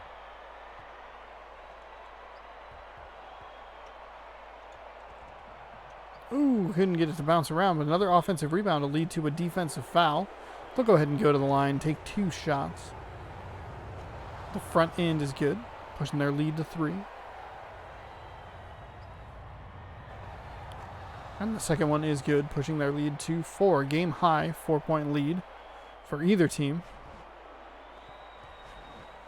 Good close game as we see Gonzaga kind of work with a full court. I don't know if I call that like a press necessarily, but they are working with a full court defense. No turnovers or anything, so Iowa Hawkeyes look like they'll set up. And right as I say no turnovers, Gonzaga turns the ball over. Gives themselves an opportunity on offense. Trying to weave through some defenders, but getting through 2 guys is hard. He misses the shot. Iowa gets a little fast break jumper. Knocks the lead down to 2. 15-13. Finishing up the first half of the first part of the round of 32 as Iowa steals the ball away. So that 4-point lead was short-lived, and we are tied. Nice play over there by Iowa.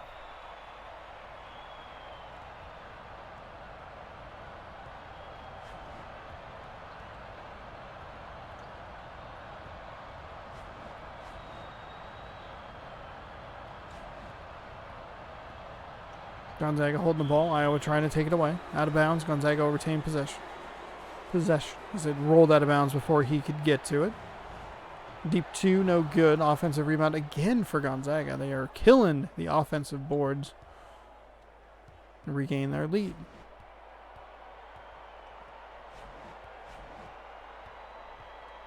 Gonzaga's been pretty consistently good in this tournament. They are an important team to one of the brackets. I believe they are a champion pick for at least one. Whoopsie daisies.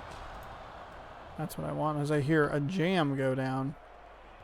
Presumably from the Zags. It was. That's why they are up 19-17. Looked like he was going to shoot a 3, but that's a deep 3 to take. Looking quickly. Yes, we have Gonzaga is a very important team here. We had several bracket predictions. Thank you for filling out a bracket if you did. 2 people picked Washington State. They are out. 2 people picked Alabama. They are in. 1 person picked Gonzaga. And they are playing right now.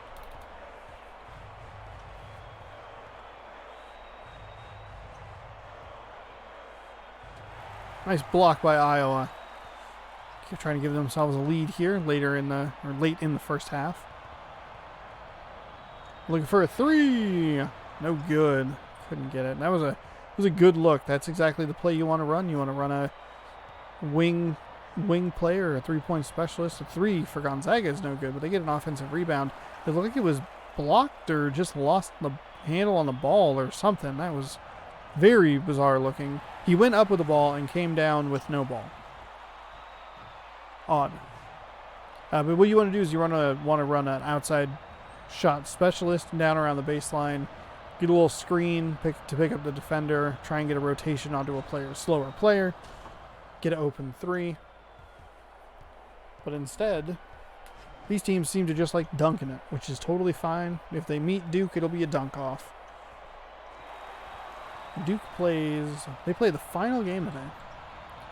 Go UCLA. 2-point shot up, no good. So Gonzaga down 2. Iowa. Throws it out of bounds. And will turn the ball over to Gonzaga. So an opportunity to get their largest lead of the game.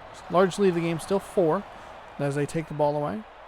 See if Gonzaga's defense can get an effect on the shot. No. Didn't even get to finish my sentence about it. Iowa now up 4. I keep feeling like I'm seeing something move out of the corner of my eye, out the window. It's not. There's nothing there. Nothing there. 25-21. Gonzaga repaid the favor that Iowa gave them with the out-of-bounds ball and gave it back to them. So 4 points. Still 4 points off that. Shot is just short off the left iron. Deep 3 for Iowa is good. So I'll push their lead to... I'm sorry, that was a 2. My apologies. Very deep 2. About as deep a 2 as you can get. No good there. 27-21.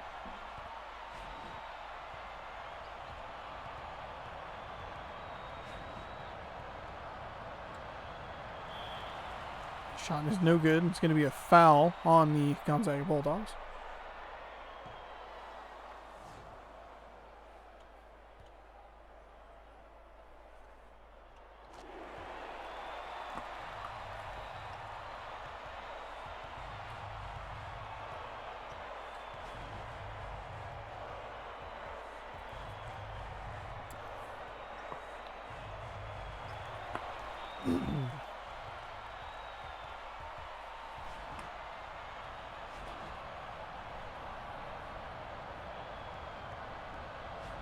Iowa got very close to an out-of-bounds call there. A 7-point game, all of a sudden. Gonzaga's gone cold on the offensive end. Iowa's hit some shots to give themselves a lead here. Under a minute to go. A little deep 2 and cuts it down to 5. Obviously, no time to panic. First half, no big deal. Working it around the outside. They have an open 3-pointer coming up. There it is. That one was short, though. No shot clock. Gonzaga can hold for the final shot. No team really ever does with this much time left. Of course, when you're getting a dunk like that, which is usually how I follow up the previous sentence. Usually when you get a dunk or a shot like that, not that big of a deal. So 28-25, 3-point game, and that is a no-good shot. If you throw it up the court, you don't have to take it deep. Oh, come on. He almost made that. He almost made me look like an idiot. Really close. Whew. Iowa will get the ball to start the second half. But if Gonzaga just throws it up the court a little bit, which is the one thing that I wish was scripted better in this game, is that the computer would push it forward quickly.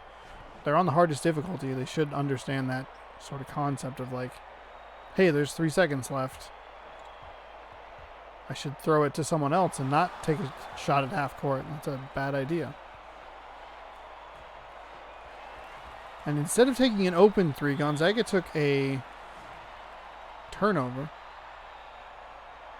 And Iowa's going to the line to hit the first points of the second half. Now a 4-point game, 9:32, and that was a 3 the hard way, probably the hardest way to do it. Make the first, miss the second, and tip it in. So a 6-point game still here for 6-point game here still. My words, good words, best words. Never been done, did better. Wordly goodness. Iowa with a floater, no good. Iowa hasn't really taken total control of this game. Gonzaga with a very deep 2 drains it. Each team seems to be matching each other's misses. Goes a little bit on both sides. Iowa not really able to take control of this game because they're not taking advantage of Gonzaga's misses. Gonzaga hasn't been able to get back into it or tie it or even take a lead because they can't take advantage of Iowa's misses. So it's very, very interesting game. 31-29. No lead greater than 6, 7 maybe? And that lead was held by Iowa. Gonzaga's largest lead is 4.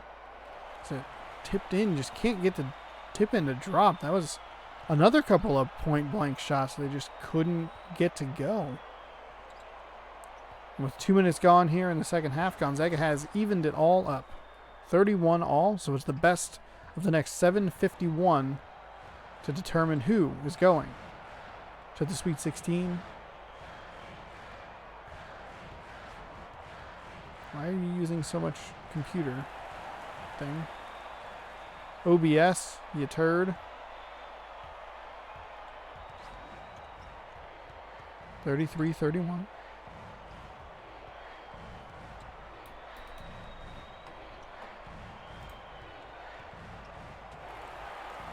Oh, blocked.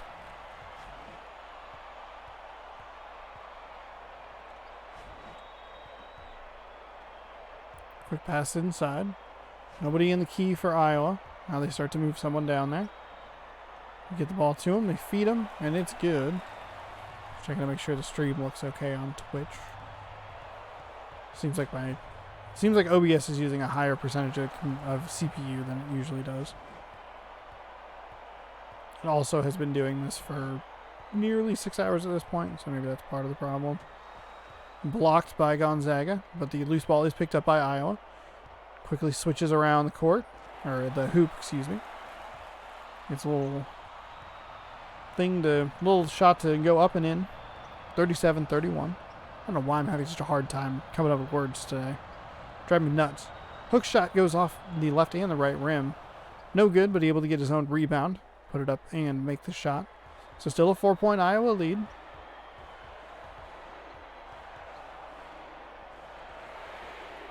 Oh, now it's 7. Now it is 7.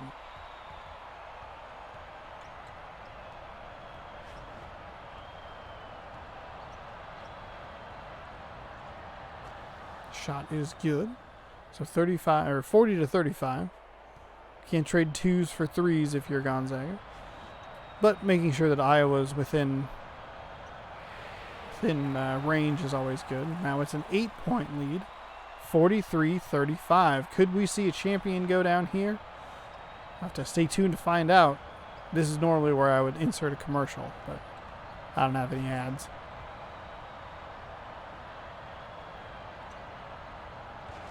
There's a nice dunk. Cut the lead down to 6. 2-possession game. Gonzaga needs 2 good stops here. Nope, giving him a 3 is not a good stop. That's the opposite of a good stop. And they continue, Gonzaga continues to trade 2s for 3s. They're slowly falling behind here. Passes back out. Working it around. 3 defenders in front of them. There's a 3 for Gonzaga. It's short. Offensive rebound. It goes off the bottom of the backboard. It's not called out of bounds. It's just no good. Iowa will go on the fast break. They'll miss a couple of shots, though. That should have been a make. It was a 2-on-1 opportunity. Even if the first guy missed it, the second guy had an opportunity to make it and just didn't. As he fades to his left, the shot is no good. The putback is good. We have a 7-point game.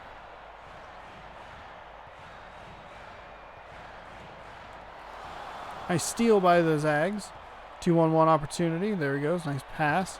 There's a jam home to cut it down to 5. Taking the Washington strategy, just get a couple of turnovers, couple 2-pointers. Or we could also consider the Ohio strategy as well, considering how many turnovers to 2-pointers that they made their comeback with. Shot goes up and good. So it's 48-41, 7-point lead, under 4 to go.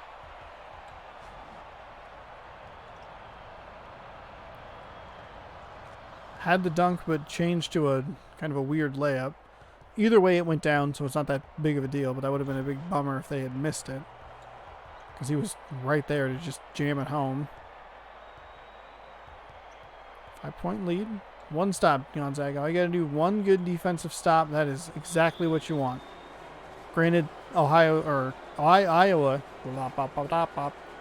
going to get the ball back, so there's that. It's not what you're looking for. They wasted 15 seconds off the shot clock. The 3-pointer was no good. They took that immediately. Gonzaga opportunity to cut it down to a 1-score game, 1-possession game. Kick it back out, maybe? Got 2 defenders there. There's a wide open 3-point shooter. He'll take it. He'll make it. And it is 48-46 with 3 minutes remaining here, second half. And what's been a very good game. Iowa's had a lot of control here in the second half. It was close in the first half, but it's never been a blowout. Gonzaga's always had an opportunity to make their comeback. And it seems like that's what they're doing right now. Technically, I guess they need 1 more good defensive stop here, but I'll strip the ball away out of bounds. Last touch by the Zags. But I feel like it's more important to get it down to a 1-possession game than it is to tie. Into a double team. 3 on the shot clock. That's a 3. And that deep shot clock shot is continuing to go down for teams. It's blowing my mind. Iowa, though, has been happy and effective in shooting the 3. Gonzaga, they'll work it inside. That's what they're looking for. That's what they want. They'll trade 2s for 3s. Still a 1-possession game. 51-48. 2:05 remaining here in the game. Winner gets to face a Pittsburgh team that looked really good against Tennessee. There's a 5-point lead. I just realized that Adam Morrison would be in this game. Never thought about that before. Shot's no good, because he was on the cover of March Madness 2007.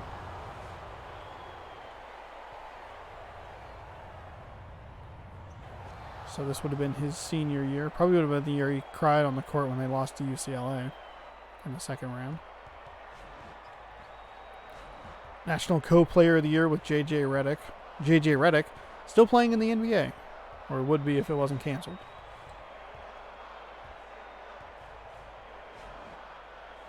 Nice steal there by Gonzaga. So down 3. Here's your opportunity to tie or cut it down to 1. That works. That works just as well. So 53-52 game here. Iowa left the door open for Gonzaga. Missed some shots down the stretch. That's a deep 3 for Iowa. It's no good, though. It's a bad time for Iowa to go cold from 3. They've been so good. Last 2, though, not true. 2 quick passes inside. Hook shot, no good. Defensive rebound, Iowa. 1 minute to go. Gonzaga, no reason to foul here. There's a 27-second difference between the shot and the game clock. And a steal will work. Surprisingly, a no timeout. Smart call by the coach, because he'll go up and make an absolutely baffling shot decision, but it'll go down, so hard to argue that. 54-53. 43 seconds remaining, second half. Gonzaga doing well defensively. They're going to give up a 3 to Iowa. They're going to swish it down. That's okay. This is where Gonzaga's all right. They can make it 2, no problem. They've been doing it all game, trading 2s for 3s. In this case, though, it doesn't let them, or it doesn't leave them behind. It'll fucking full court defense. God dang full court defense. There's no shot clock. Almost a 5-second violation. So 2 team fouls. Gonzaga with an opportunity to steal. Right on cue. Nicely done by the Zags. We'll see if Iowa works with a full court press yet again. They will. This could be the Zags' undoing. There you go. Break it. No problem. No problem.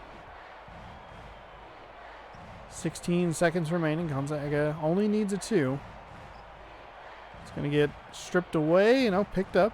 Under 10 to go. Gets blocked. Loose ball picked up. He was open. He's going to shoot out for a 3. What in the world is happening? Gonzaga at the buzzer. Couldn't get it. What the fuck was that?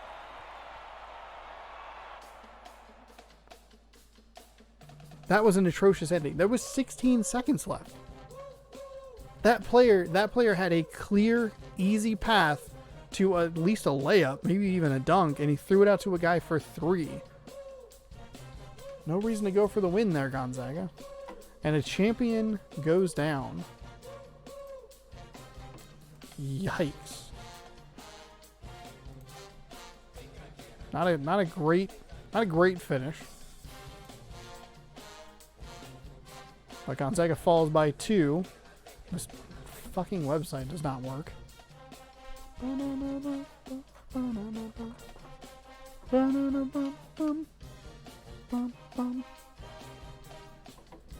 The longer I sit on the challenge website, the less it works. Look at there. Fresh reload. Look at that. 54, 56. Iowa is moving on. 2-point victors over the Gonzaga Bulldogs. So a champion is out. Iowa takes one with them, or takes out one. They'll face a very hot Pittsburgh team. So we had 1 good game, 2 not great games, and 1 good game. Let's see if we can get another good game. Next, we have a mascot game. Duh. It's the whole gimmick of this stream. Iowa State.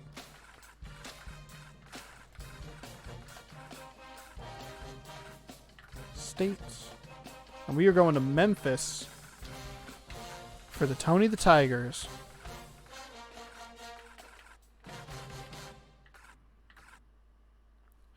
And that will be right after a quick break. So stick around. We'll get right back to Iowa State at Memphis. Real quick before I go, to update the standings. So here's how they looked.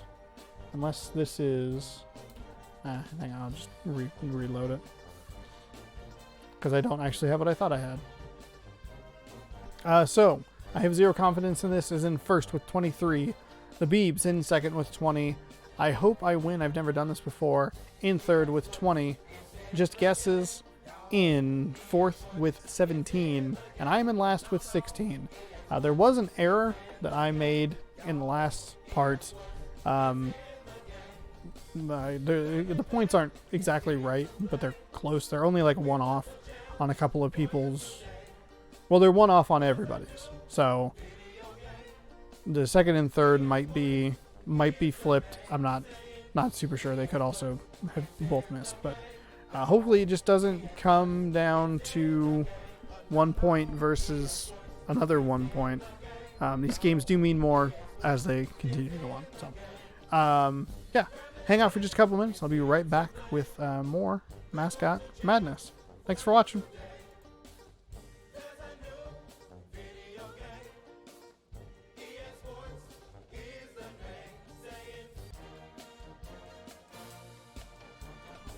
Alright, welcome back to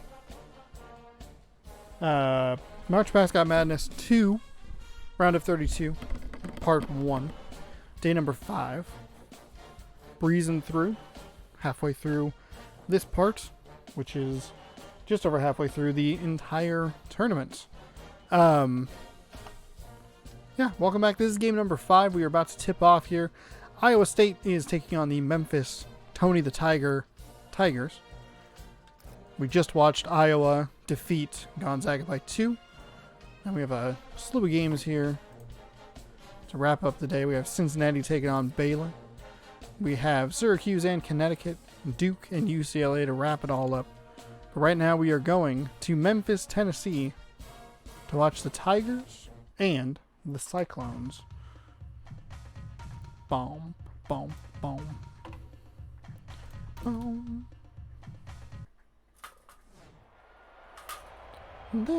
just keep checking outside because I'm like, God, do I really want to go walk around out there later today? Do I? Should I? Deep 2 for Iowa State to get things started here. I found a caffeinated beverage.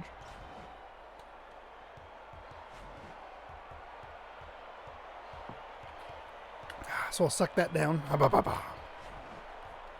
Some of that energy in.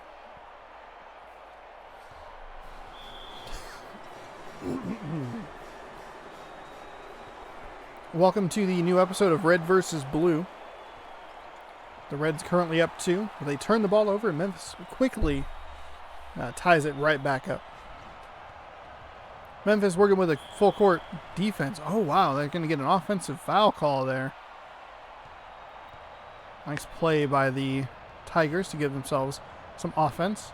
And a very weird kind of like little alley-oop shot sort of thing. We see that pretty frequently in this game. Gives Memphis the lead.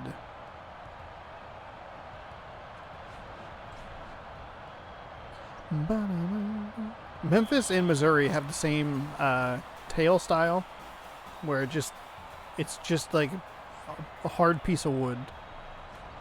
Someone bolted together at the bottom to give it a little flair.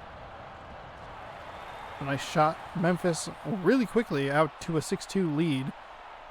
6-0 run definitely helps the Cyclones. Helps space. The Cyclones work it up the court. I was like, oh boy, that sounds... How does a 6-0 run for Memphis help the Cyclones? Helps them write their epic comeback story, I guess. I think Iowa State looks uglier in this game than they have in previous iterations. Something about their front beak looks weird. Like it looks like two teeth instead of just a beak. The game locked up. There are 8 players standing over there on one side of the floor, and that's terrible. Terrible spacing. Learn to fucking play basketball, huh? Learn to. Second shot up and good. So 8-4. Memphis leading. I keep forgetting to bring my stat notebook up. Iowa State defeated someone. Iowa State took out California. That was a game that they played very well in. And then Memphis defeated North Carolina. A foul going on. The ISU Cyclones. That is the 3rd team foul already. That is really early. 6-9 game. Noise. Shot drop. 6-10 game. Not noise. But 2 minutes and 23 seconds into the game is a bad time to have 3 offensive fouls. Hasn't been a problem for some of the other teams that have gotten large numbers of fouls in the first half. In large numbers, by the way, is like 4 or 5. Second half is a different story. Quick passes inside. Another defensive foul. That is the second on number 33. He'll probably come out when the possession changes. But a 2-point game. Memphis ahead. Misses both free throws. But it does get put back in good, so no harm. Iowa State's going to leave that center in with 2 personal fouls. They already have 4 in the game, which is a very absurd number, and they just step out of bounds. Just walked back out of bounds. So Memphis will get another possession here, up 4. Early stages of the first half. Another foul. Player injury. 33 is injured. Oh no. Oh no. What a development.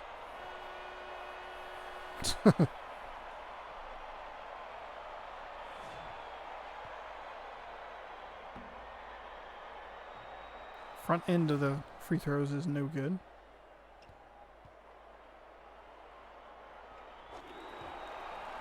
(13-8) now.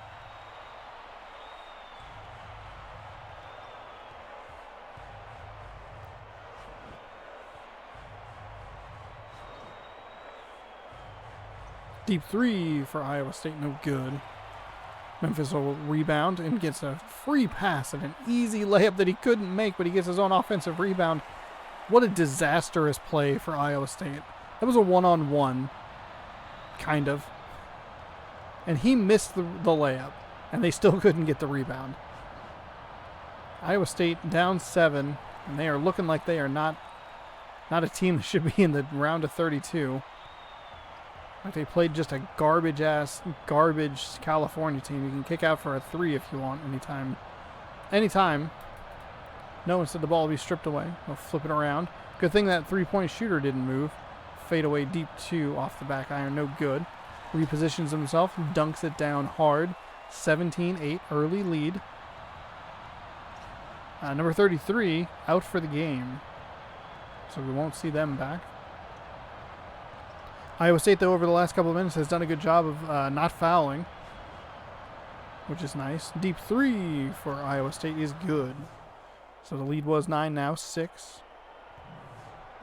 Memphis just didn't leave, or didn't rotate anybody there to guard him.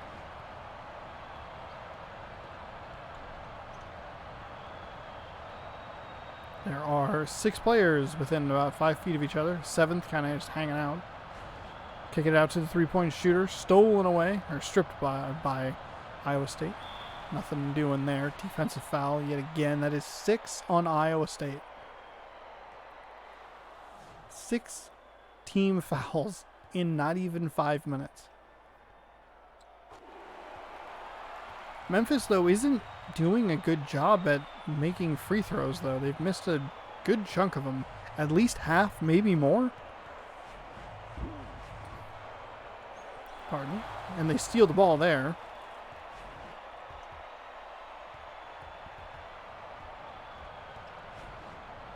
So Memphis working it inside. Trying to look for another foul. The thing is, if Iowa State gets caught with like a reach-in or like an offensive foul, the Tigers are probably going to go to the line because they're in the bonus with 5 minutes in the first half. 22-11, so quickly blowing that lead up. Memphis has doubled Iowa State here. Memphis looking very good so far in this game. Granted, small sample size. We've seen teams come back from bigger deficits. Iowa State, another foul. That is 7 team fouls. The question is, do we see a player get fouled out in this game? For what I would guess would be the first time ever. The only other opportunity there would have been the double overtime game between Minnesota and Temple. I don't think anyone fouled out in that game. Huge jam by Memphis, and it is 25-11.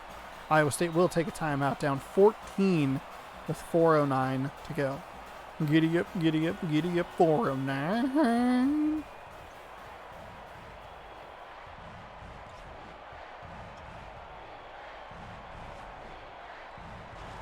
Nice jam by Iowa State. Closes it down to 12. First points we've seen them get in a while. Memphis took that really bad stretch for Iowa State and was able to really take advantage and blow it up to a 14-point. It could be a 15-point lead here. That is the 8th team foul in the first half, and it's been 4 minutes. Or 6 minutes. 6 minutes.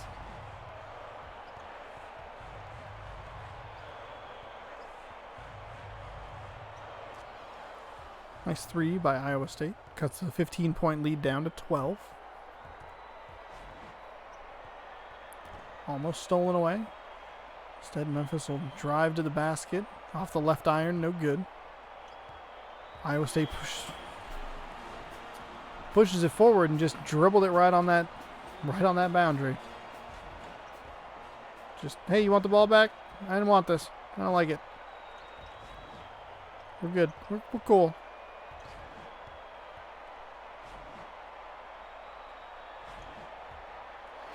Oh, nice steal there by Memphis. Yet another steal. One more pass back, and that's an easy... Oh, defensive foul. That is 9 team fouls.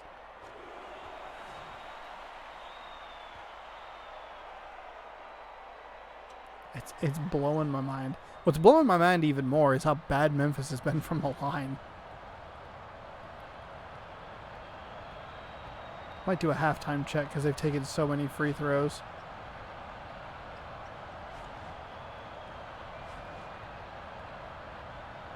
Ideally, you'd want to be like 70, 75% from the free throw line. They can't be better than 50. Memphis, tough defense over here, working deep into the shot clock, Iowa State. I get that weirdly consistent shot clock expiring make. 11-point lead now.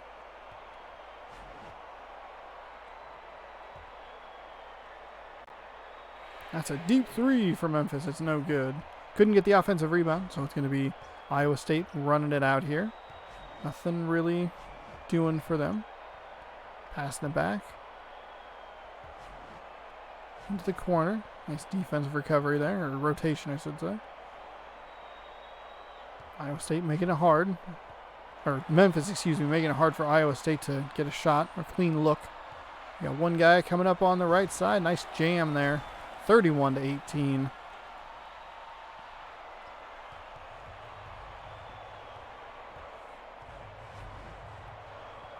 As it is a 13-point lead. It's been a considerable lead for Memphis for a while now. A block by the Tigers. Tony ate all the Frosted Flakes he could this morning.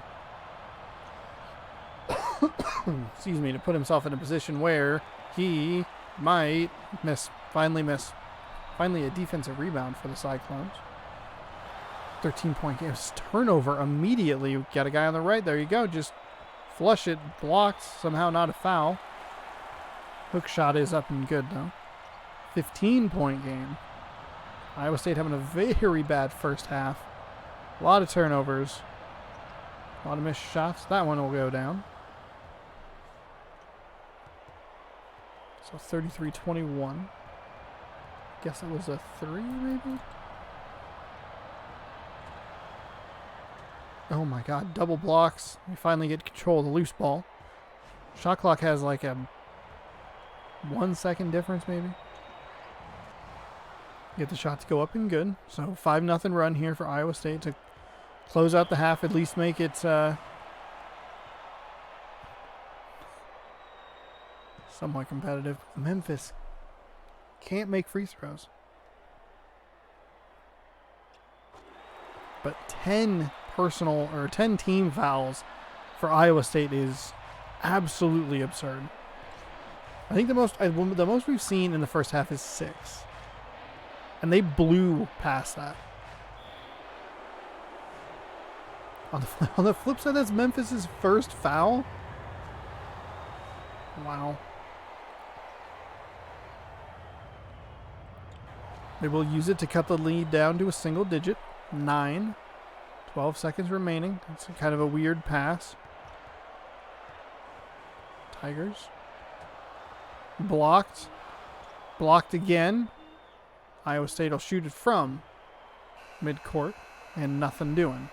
I don't usually do this, but before the second half starts, let's just take a quick look at Stats Central. School stats. 10 fouls, 11 turnovers. Let's see. Oh, they're actually 10 for 17. Okay, that's a lot better than I thought it would be. 17 free throw attempts in the first half. But there you go. There's your halftime score, 34-25.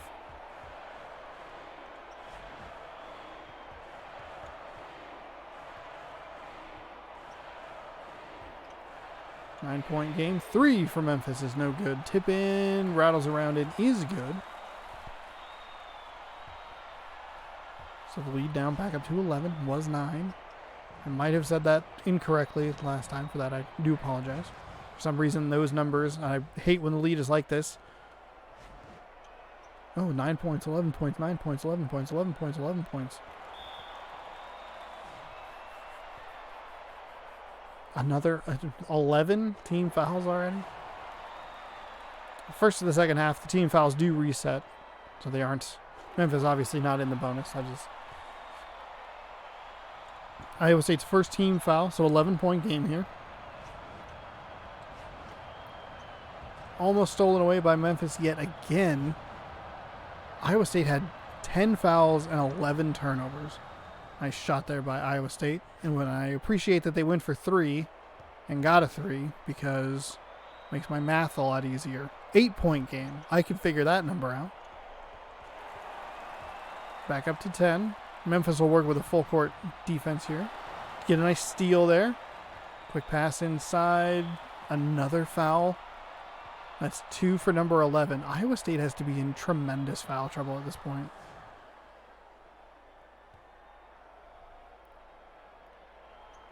Memphis hovering around 55% from the free throw line. They were 2 for 2. Now they're 3 for 4. So they're 75% here in the second half. But they were not great in the first half. Another Iowa State turnover. Memphis is looking to put this game away. Offensive foul. Got the shoulder into the chest.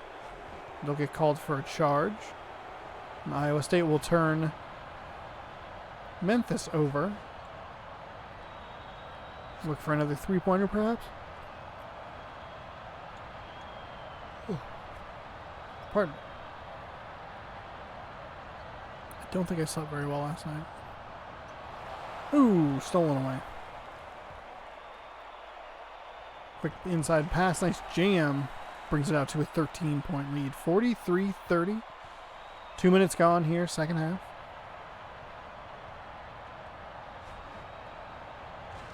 Oh my God, Iowa State can't even make a dunk.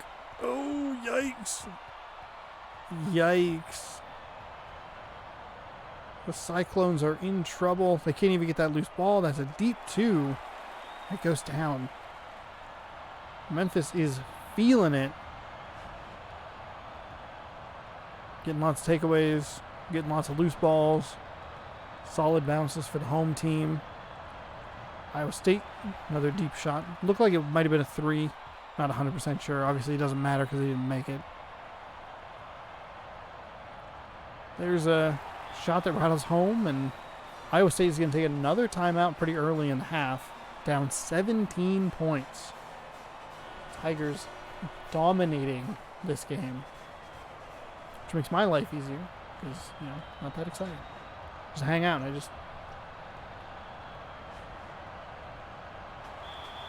Out of bounds, Memphis ball. I thought that might have been called a foul, but went off the bottom of the backboard, so another turnover for Iowa State. Seems to have slowed down on the fouling, which is good. Oh my God, if that shot had gone in.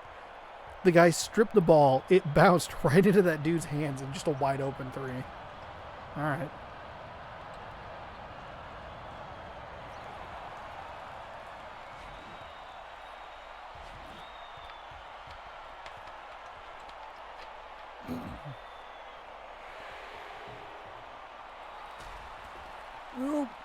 I thought it sounded like there was a block in my headphones, but it wasn't, obviously, because the shot went in.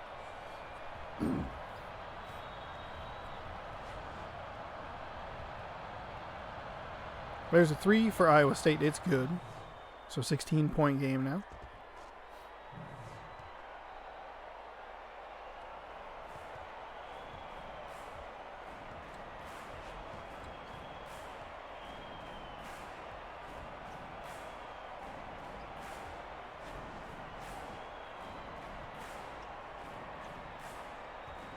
Bang. Okay, under 6 to go. 16-point game. 49-33. Memphis out near the three-point line. Driving inside. Going to be out of bounds. Iowa State ball. So just took a step too far behind the line. Or behind the backboard, I should say, when he tried to throw it back in. Went out of bounds.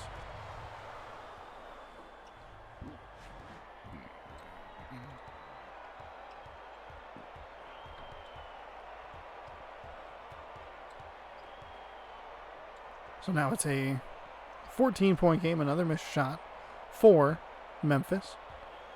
Iowa State still has time. I mean, they can make a run here. That is a good start to it. Memphis might want to consider taking a timeout if it gets a little too close. Try and slow Iowa State's momentum down. Got a guy wide open in the corner for three. Nothing doing there. Kind of working it around. A lot of players in the area. Quick shot. Up and good. 51-37 now. Halfway gone. Or halfway done, I should say, with the second half.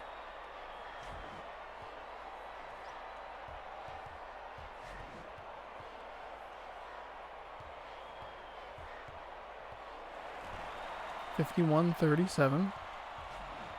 Another turnover by Iowa State. Just even when you think like maybe this is where Iowa State can make a run, they still aren't doing anything. Still turning the ball over. Memphis is still getting extra shots, and Iowa State's still fouling. Granted, that's only their third. They were at like 6 or 7 at this point last time. Or in the first half, I should say. But they only have 3 team fouls, which is good. I don't think they'll really have much of an opportunity out of bounds, Memphis ball. I don't think they'll have much of an opportunity to try and make a comeback here. 16 points is a lot. They've gotten it down to 12. That's about it. There's been a dominant game by Memphis. And with stuff like that, it's hard to believe. It's hard to fathom how Memphis could fall apart down the stretch here. Like, realistically, you can tell me the bullet points and be like, well, Iowa State gets hot. Memphis goes cold. That'll work. Okay, I get you. I hear you. I hear what you're saying. Just Iowa State has not shown that they have a ton of offensive firepower, and even when they start to get on a roll, they still turn the ball over, causing themselves problems. And as it stands, it's an 18-point game, which means it's going to take a lot of hotness to get all the way back. 3 from Iowa State, no good. Offensive rebound is helpful. Defensive foul is helpful. They'll go to the line, shoot 2. It's no good.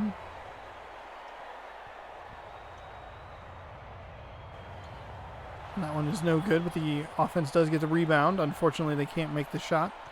So even when Iowa State has opportunities to get points, they still can't put it away.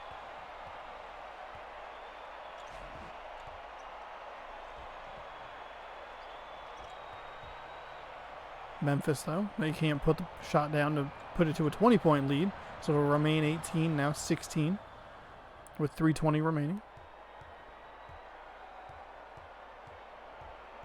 We've seen some dominant performances today. So we're seeing it right now with Memphis. We saw it with Pittsburgh. And we saw it with that other team. That was Louisville.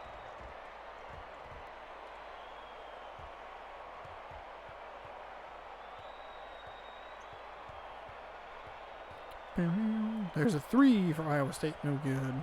Offensive rebound putback is good. 14 points.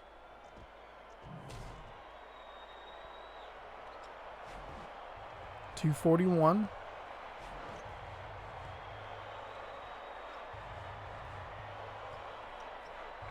I don't know if Iowa State even has enough time. They're not going to get a ton of possessions now. 17 seconds have been used on the shot clock by Memphis. Now 20. Now 25. 30. Ooh, wow, that was a lot of time to burn for no points, but they're going to have to really work. They're really have to work quickly, Iowa State is. 3 definitely helps, and it does. It goes down. So down to 11. Under 2. Memphis just has to hold the ball. There's no reason for them to shoot until, what, 1:25 is on that game clock? Well, technically like 1:27, because you got to get it out of your hand by the time the buzzer goes off. But the point remains that they don't have to shoot for another 15 seconds. There's no reason for them to. Instead, they'll throw the ball away. I'm trying to get it inside, but just couldn't Couldn't get it past the defender.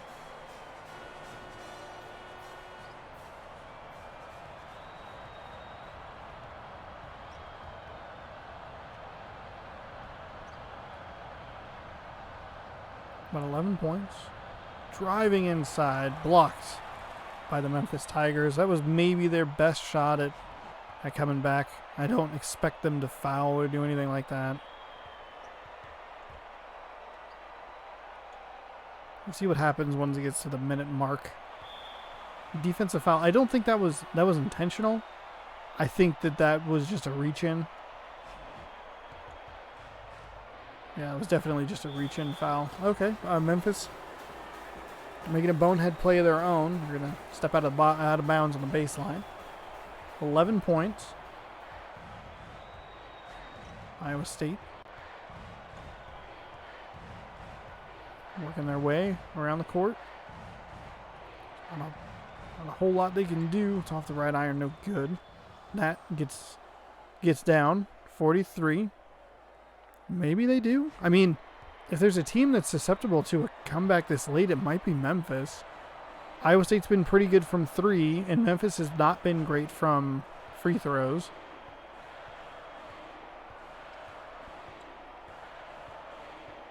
But they also may not have the capacity to do the intentional fouling because they had so many fouls in the first half. They've had to have had a number of players in foul trouble for a majority of this game. Deep shot, no good. I'm a little surprised. They got it down to 9. Now they had it down to 7. So the score does not indicate what a blowout this game was. You look at that and you're going to go, oh wow, that was 7 points. No, it was Memphis dominating and just kind of the wheels started to get a little wobbly at the end. But if I were the coach of Iowa State, and I understand this is a video game with mascots, I get that. They were down by 9. In the previous game, we saw one of the teams that was down by 9 at least try. They at least gave it an attempt, and we're like, we can maybe if we get one thing to go.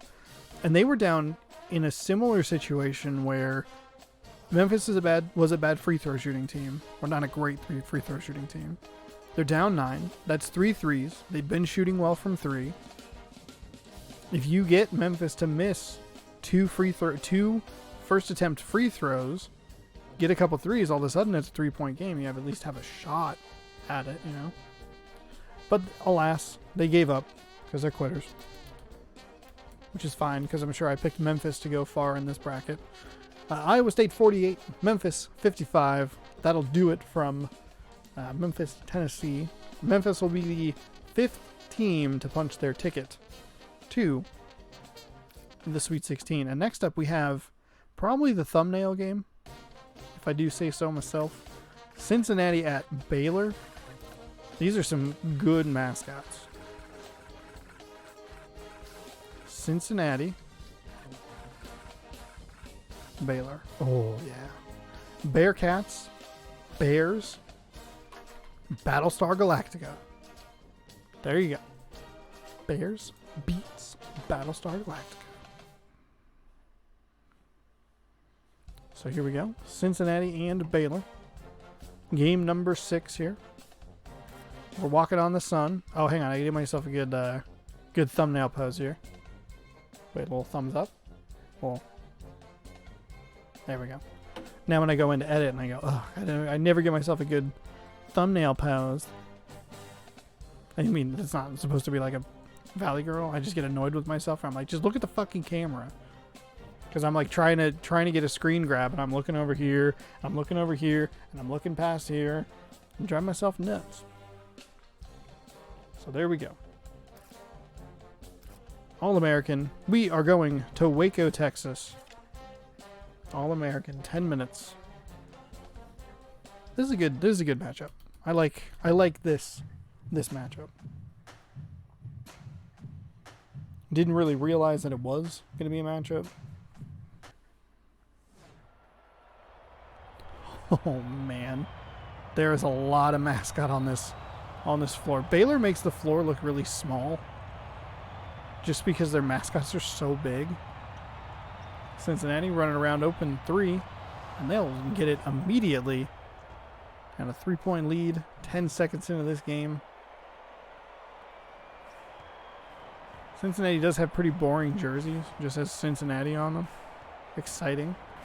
I do like Baylor. I do love the green. I love the free throw line area. It's great. Quick passes inside. Through the contact, kind of just flips it up. That was a really great replay.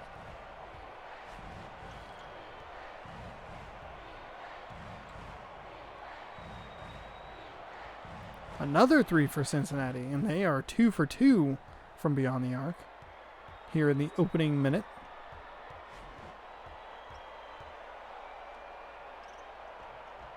Shot. Ooh, nice friendly home roll. So the Baylor Bears trading 2s for 3s, down 2. Cincinnati Bearcats are scoring 3s and are not scoring at all, I guess. They've had 2 trips down the court now, 3 with 3 shots, and they finally get a 2. Cincinnati looking to live by the 3 or die by the 3. They are currently living because they are up by 4. That could turn, though.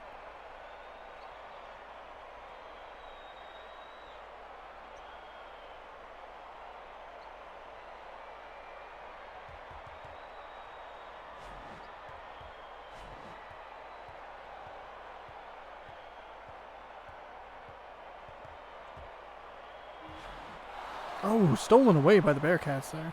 Waiting to see what happened. I got lost at the game. What's going to happen? Hey, Sean, you have to talk. Nice block by the Baylor Bears. Another nice block by the Baylor Bears. So Cincinnati unable to take advantage of the turnover. Gets blocked twice. But Baylor runs out of bounds. Just for them. Just zippity-doo-dah. We're going out of bounds. See you later. Ooh, nice jam by Cincinnati. And they go up 6. 10-4. That's 10-4 there, Big Chief. Let's see what the Bears have here. They have 2 2s. Haven't really looked all that interested in taking 3s. Knowing that I said that, I have baited the Baylor Bears into shooting a 3. They didn't make it. Tip-in was no good. Another offensive rebound. It's going to go out of bounds off the back of the backboard. Got to teach these teams to stop throwing it off the back of the backboard. You can't force the ball through the backboard, okay?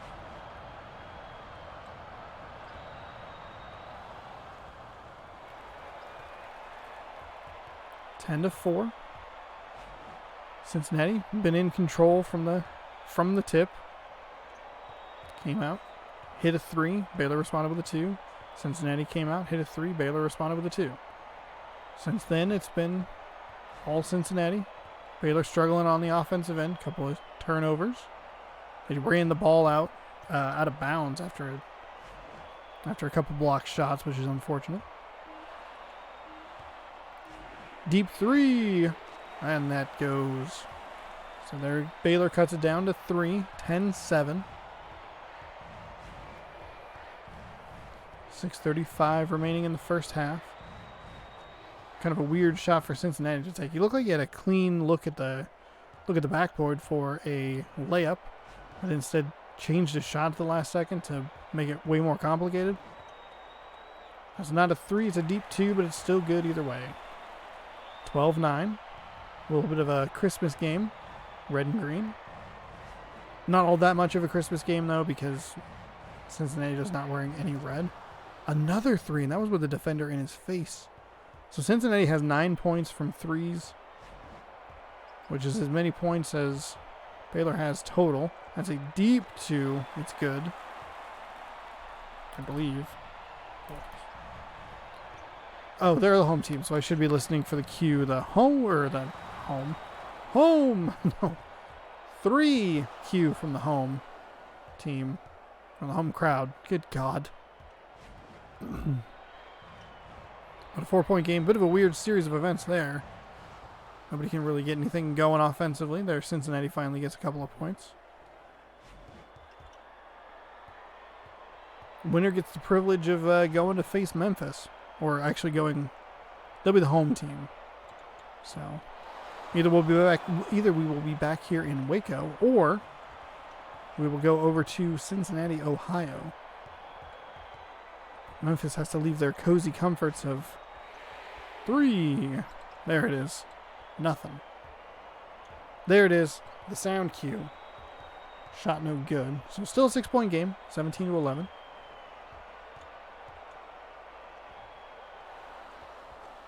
Nicely done defensively there, at least affecting the shot. Unfortunately, it was an offensive rebound and a putback, and Cincinnati is out to an 8-point lead. Nice inside pass there. Baylor gets 2 points to cut it back down to 6. Just got behind the defense and got way too easy of a layup. Nice steal there by Baylor. He floated like a step back, and the Cincinnati defender did not adjust. It'd be nice if the computer would throw the ball more to the teammate that is like wide fucking open. A nice jam home by the Bearcats. 21-13. Baylor's been slowly losing ground ever since the beginning of this game. And they were down 6-4. There's a 3. It's no good. Offensive rebound is up, and that finally, or not finally, but that drops. Cincinnati's been so gung-ho from 3, and Baylor's been more comfortable taking 2s. We saw that in the Gonzaga game as well, where they weren't super concerned with matching 3s for 3s. It ended up almost working for Gonzaga, if it wasn't for a little bit of broken logic right at the end. It's like the game thinks it has to shoot a 3 at the end. There's another 3 from Baylor, 23-18 now. It's like, quick, shoot a 3. They'd make it dramatic. And it's like, well, no, you only need 2 to tie to go overtime. But, all right, whatever. Just play their game, and they'll chip away at it. Cincinnati, I'm sure, will go cold at some point, and that'll give Baylor their opportunity. No reason to just jack up 3s because you're jacking up 3s. I say as Cincinnati makes a 2, and there's a quick pass inside, and that's what Baylor's been good at. Getting a wide open guy in the paint. Making it very easy. Cincinnati, man, can you get out of the way of the camera, please?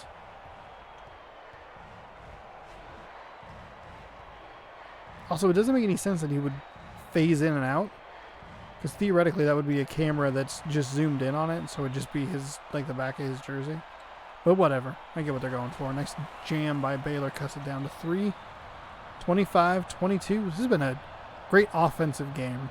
There's been some good defensive plays in here, but it's been really well executed offense. Lots of open looks for Baylor inside, getting a man free in the paint, but it's also been Cincinnati living by the 3 so far. They missed their last 3-point attempt, but that's okay.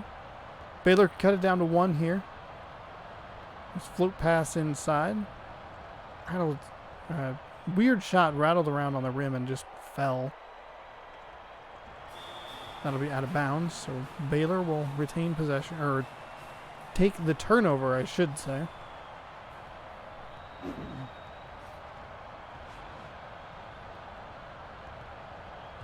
And there's a dunk from Baylor. Didn't look like he had to jump much. That's a tall bear. A couple of tall bears out there today. And we have a 1-point ball game. Baylor's never led in this. Never even been tied.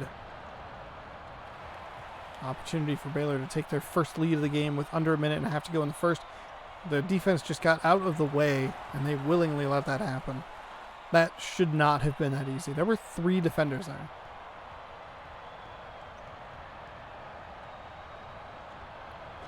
Three is up and good. Cincinnati immediately takes the lead back. Trading a 3 for a 2 and a 2-point lead. 2 quick shots, nothing really going there. Nice jam home by the Baylor Bears.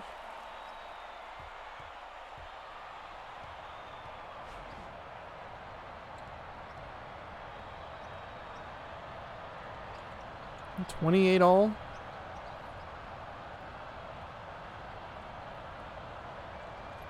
It's a 2 likely.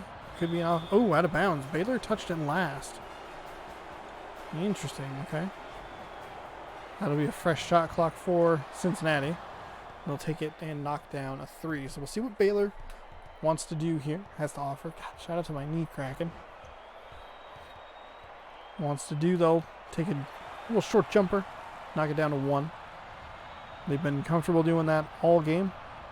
No reason for that. I mean, really, there's no reason for them to change up what they've been doing. They've been so effective inside the arc. Been able to chip away when Cincinnati's not able to make it. That's a deep 3. Nothing going there. It's a long 3 for Baylor. No. Doesn't go. Probably had an extra second for like a step. One more step. But it's fine. Baylor down only 1 in the second half. Immediately gets the ball stolen away. Cincinnati on the break. The Baylor defense gets a nice little tip away. 2 little tip aways. But unfortunately unable to corral the loose ball. Didn't help that both players went up at the same time each time. So it was easy for a Bearcat to come in and scoop it up. The 3 for Baylor to tie is no good. It was short. Cincinnati. Baylor can't afford to fall apart now. A 3 by no means is like a mistake for Baylor, but their bread and butter is inside. That's a deep 3, and they're trying to do what Cincinnati's been doing. They'll cut that lead down to 2.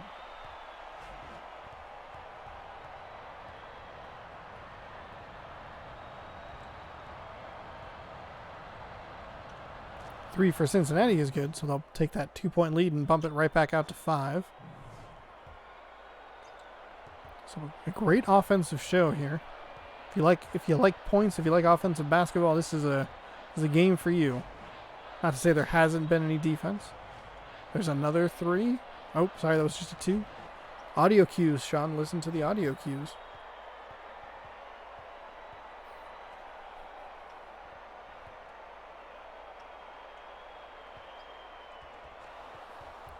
Cincinnati now up 7 after working it inside. Seems like the teams have kind of flipped what they're doing. Cincinnati's working inside all of a sudden. Baylor is just living by the 3. Kind of dying by the 3. Maybe they're sick by the 3. But in the first half, Baylor was so happy to go inside. There's a foul. Cincinnati will go to the line for 2. But Cincinnati was jacking up 3s, making them a lot in the first half, not really working inside too much. Baylor was the exact opposite, and now Baylor's jacking up 3s, and Cincinnati's working inside.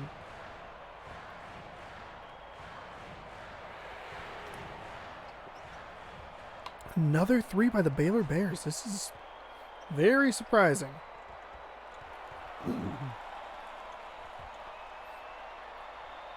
Cincinnati let that one just kind of happen.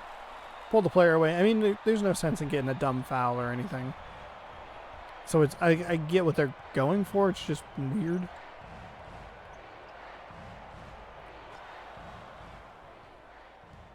think that was a 2?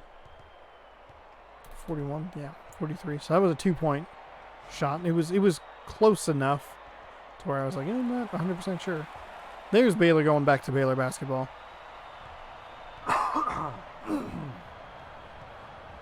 Quick inside pass, getting them open, and oh, there it is. That's what Baylor does best.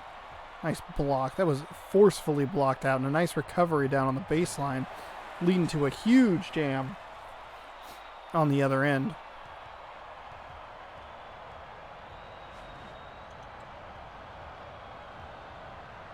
It's a big 3 from Cincinnati. It's good. Lead out to 4 now. Had Baylor had cut it down to 1.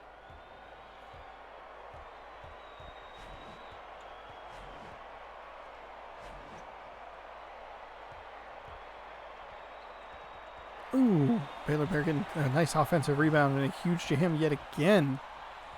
Nice move. The Bears now only down by 2. The Bearcats up by 2. Seems like now the teams are getting back to where we saw them in the first half. That's a goaltend, unfortunately. Kind of surprised that they got an offensive rebound in there. There was a lot of Bears down in the area. Nice steal by the Bearcats there. Got in the passing lane. Throwing it forward into a double team. Affected the shot just a little bit. A nice block. Another block. Out of bounds. It'll stay Cincinnati ball, but that was quite the play there.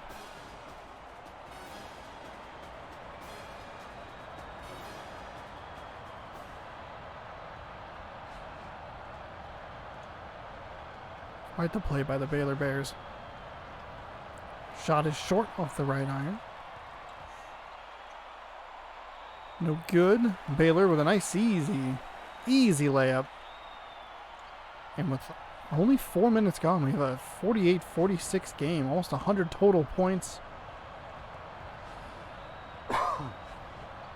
Could get there any moment. There's a three from Cincinnati. That was a deep three. Swished it home.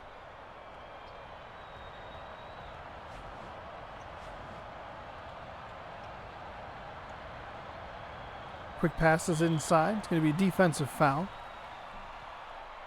The question that's now popping up in my head is Baylor going to have the firepower from three to trade threes for twos? I know they were shooting them early in the second half, but they've primarily been an inside scoring team throughout the majority of this game. If they're going to trade threes for twos, they're probably going to only want to try and do it once or twice, so they could really only be down three, you know? There's a long way to go to get there. Like, granted, they're down three now. Like, Cincinnati can miss free throws and change the change how the situation plays out, but there's another deep three for Cincinnati. That was wide open. The lead is 6.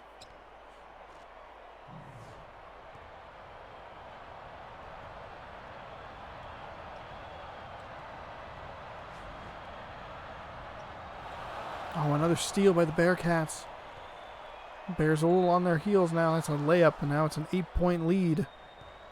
Or 8-point deficit for the offense, I should say. I guess it's either, honestly.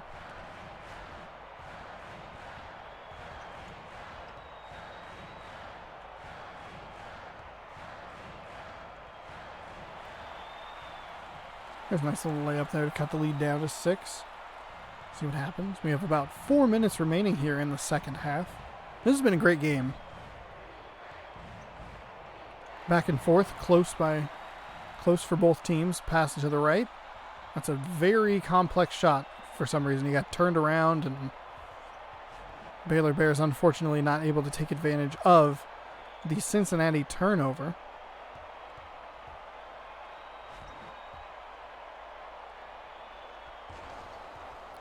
Cincinnati will jam it on home.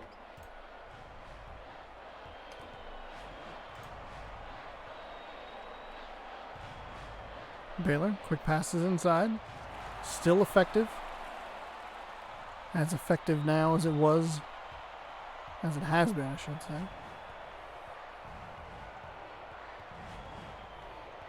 Oh, okay.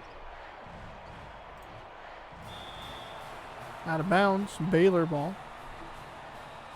I was curious who I picked in this. I didn't realize I put Cincinnati really far in this tournament.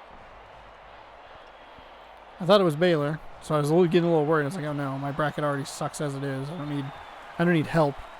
Baylor has cut it down to 4 though, so 60-56. 2:45 here, second half. I only have to do 2 more games. I can do this. Turns out talking for like 8 hours in a day is really hard.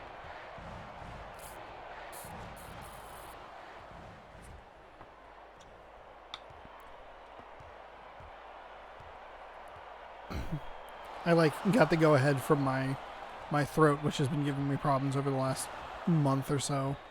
I was like, oh, this is the best I felt in in a solid month. Just go as hard as possible. What's that? Play 4 hours or 3.5 hours of Doom, and then talk about basketball for another Probably 3.5 hours. Yeah, there you go. That's a good idea. Jamming it home. This game was just 4 points moments ago, and it has all of a sudden exploded into a 9-point lead. Thanks, Beeb. Appreciate it. Thanks for watching. 67-58. It was an 11-point. It was an 11-point game. Right? God, I hate the numbers 9 and it's 11. I don't know why they're throwing me off so bad. 67-50. Yeah, okay, it was 11-point. My goodness. My goodness. I just can't add 7 and 4. I don't know why. That's a deep 3. No good. Tip in. No good. Finally, Baylor comes down with the ball. They'll take a timeout. They kind of have an opportunity. Well, no, they have an opportunity.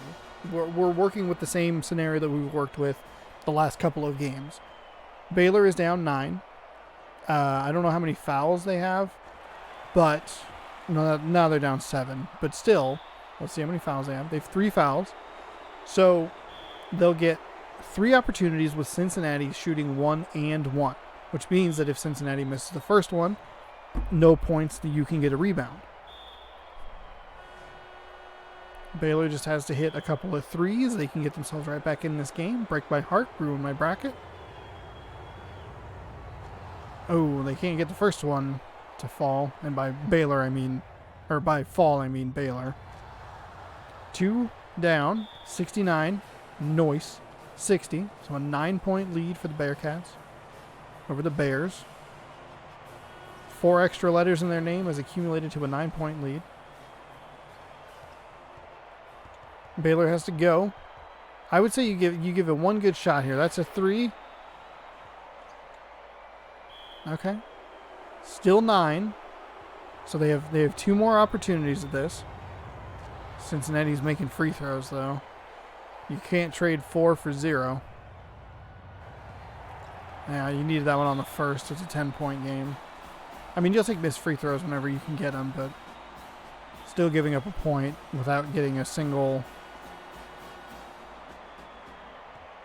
point on your end is hard. And I mean, even with a missing a free throw on the first attempt, you can still do it too, and that's effective because you're still making up ground. It's just slow. That's team foul number 9. So I'd be surprised if Baylor continues to do this. Obviously, you can't trade 2 for 2. That's just it's just changing the lead from 10 to 8 for a moment.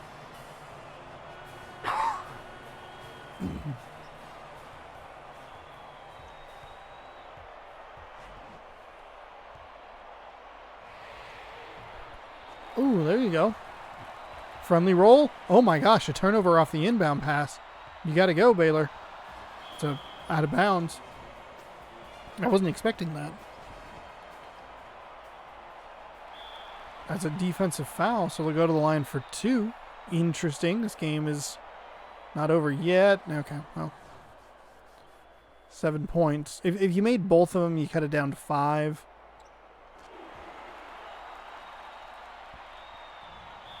They're still going to foul. Guaranteed 2 shots from the line here.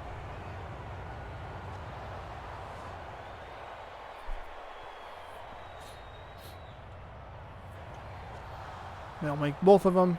Push it back up to 8. It was 6. I was talking about 5 hypothetically. I can't imagine Baylor's really going to push much harder. They're down 8. They need way too many possessions. There's not enough time. And you keep trading 2s for 2s. I don't know why you're doing that.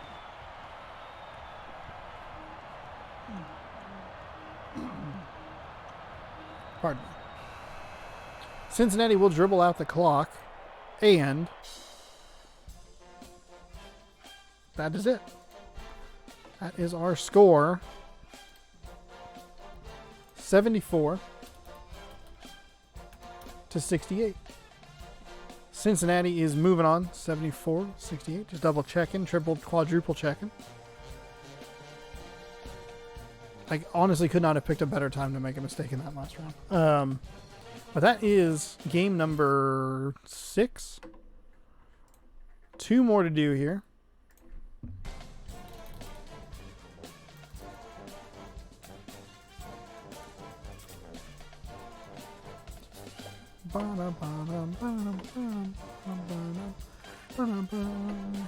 Make sure that I don't lose that.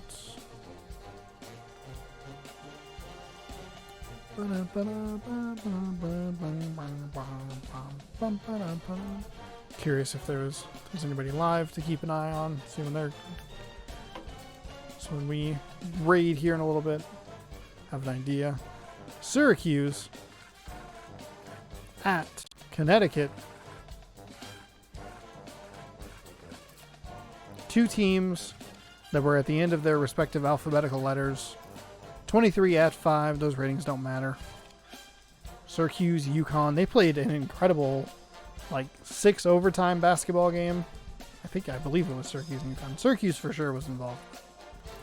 But I don't know about UConn. Not 100% sure. UConn and Syracuse, Syracuse might play in the Big East. UConn left to go play in some other garbage conference. Oh, you know what? Syracuse plays, I believe they play in the ACC now. Not that it matters for the purposes of this game. For the purposes of this game, it just matters that they're playing each other in the round of 32.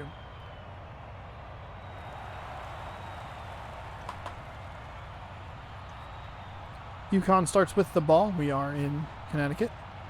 Shot is no good. The tip in is good, though. 2-0 UConn lead. I put Syracuse very far in my bracket. As in, I believe, the whole thing. I picked Alabama to win it all, but I believe I picked Syracuse to finish second. So, for me personally, a lot riding on this. Looking at the Final Fours here. I see another Syracuse as well. So this is an important game at the current. Or not at the current, but this is an important game. UConn could do a lot of bracket damage to at least the score potential. It looks like it's fairly close as far as the current scores are concerned, but a couple of the brackets that maybe aren't as far behind. Oh God, full court defense. Aren't as far behind, have greater score potentials. We've seen that a few times in this part. A turnover that leads to an offensive foul.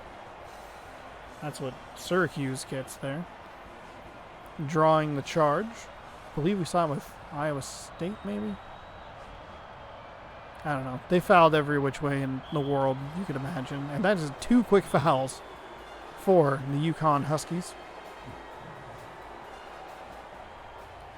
Syracuse, which has the name on their back when they aren't. Oh, there we go. Syracuse picks up the ball, shoots it, no good. Such a weird break in this game, but the rebounders just don't go for it. They just sit there and like, The ball is lava.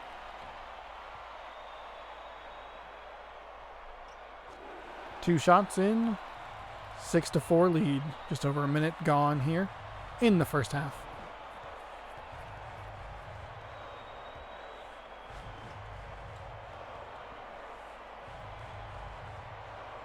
UConn turning the ball over yet again from Syracuse. Syracuse down 2. Defensive foul. They'll reach in. Syracuse has 3 fouls. They'll sub someone out, presumably. I believe it said they had 2. So 5 fouls already in this game. 3 for UConn, no good. An offensive rebound will get stuffed, but they'll call a foul. So that is 4 for Syracuse. We'll have Syracuse and Iowa State play in the foul-off game, depending on how the rest of this goes.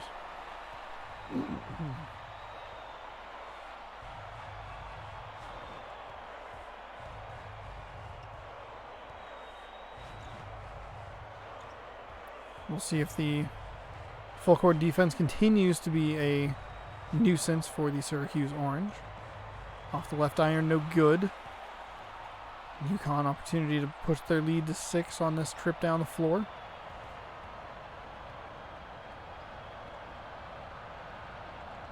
And they do that successfully. So the UConn Naked Huskies working with a 6-point lead early.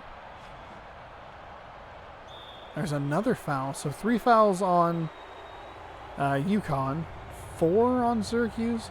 Syracuse kind of Memphising it right now. They keep missing shots. I guess it would be Iowa stating it. There's a timeout by UConn. They'll pull one of their players. Make a substitution, I should say. They're not just, I guess they're pulling him out of the game. Whatever. It makes sense. Or it doesn't.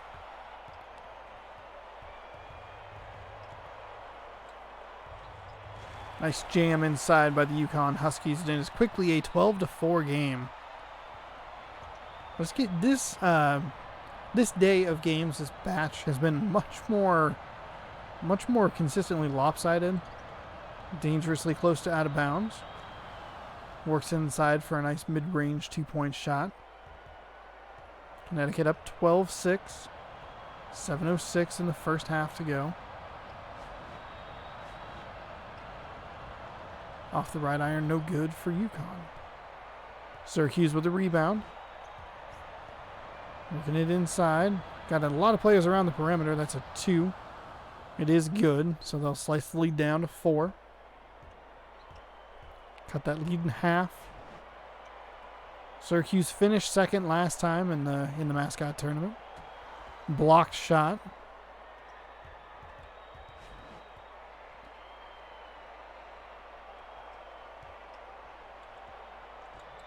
Up and no good. Syracuse just can't.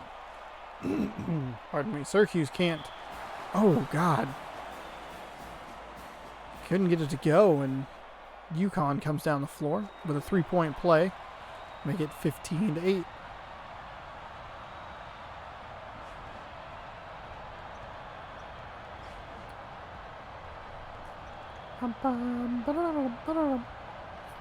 UConn looks like they're working with more just a one-on-one. Full court defense, not the full court trap. He had a wide open 3. Took a couple steps inside and drains a mid-range 2. 5-point game now.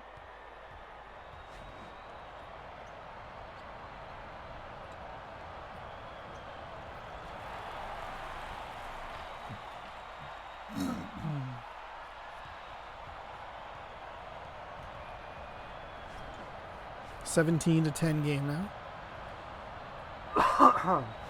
Pardon me. Get that throw clear. Get it out there so you can make some dynamite commentary down the stretch of this tournament. Or this part, I guess.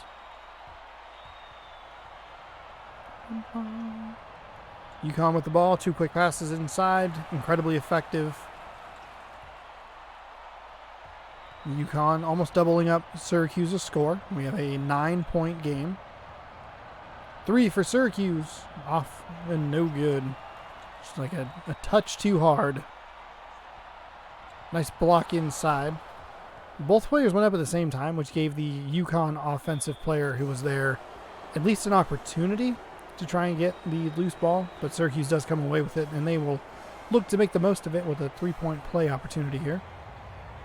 7-point game. Off the left iron, no good. With a rebound is good. So that's kind of the best case scenario. 4-point play. And now it's 19 to 14. Again, inside. Defender jumped the complete wrong way. Put his left arm up. The offensive player went over the right shoulder. Made it a nice, easy play. Nice, easy basket. Syracuse with a very deep 2 to make it a 5-point game. I mean, hey, if it's broke, don't fix it. Or if it's not broke, don't fix it. UConn had 3 shots at it and couldn't get it to go down. They just keep feeding that guy in there. Finally, the Syracuse defender comes up with a stop. Took a little bit, but they finally got there. Syracuse can knock it down to a 1-score game here. Everybody's on the left side of the court except for the one guy on the right. Now everybody's at the perimeter. Finally kind of working some stuff down. Unfortunately, it's blocked. It's a good thing that the... what? Why is the game written like that? It doesn't make any sense. He just backed up. He's like, I don't know. But it was a good thing that the three-point specialist was working his way around. Otherwise, it would have been easier to. Because it can't get much easier than the defender going, no, I'm not having any of this. Fights through some contact.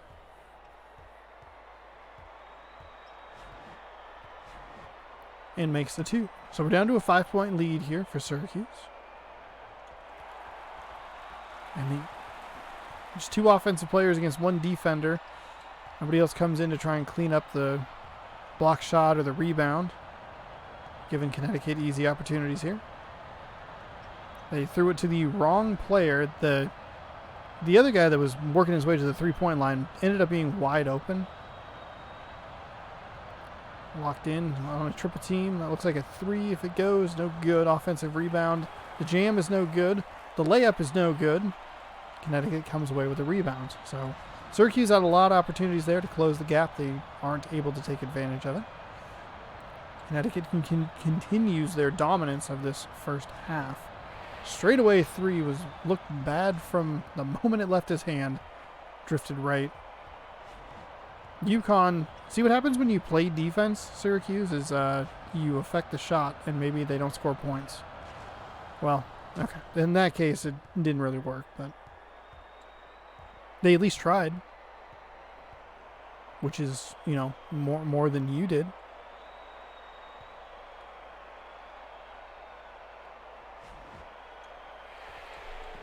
Three is no good. Offensive rebound is put back with authority. Slam down. 7-point lead.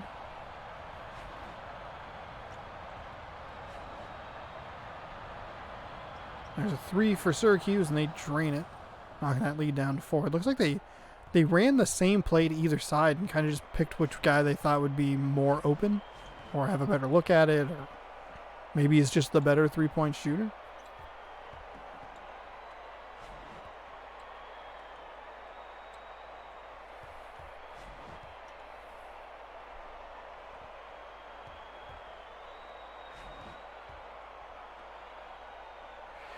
Deep 3 for UConn, no good.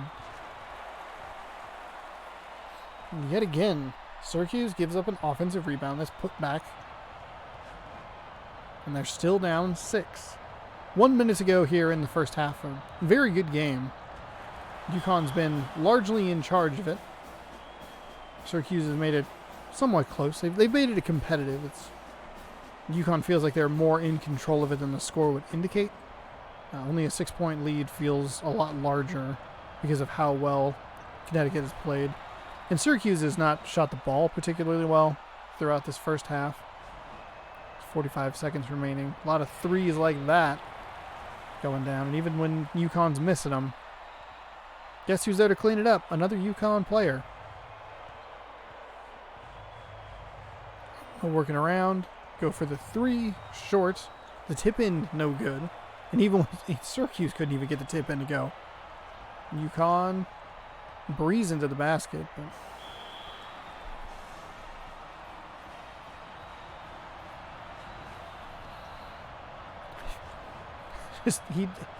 I shake my head because he just ran out of bounds.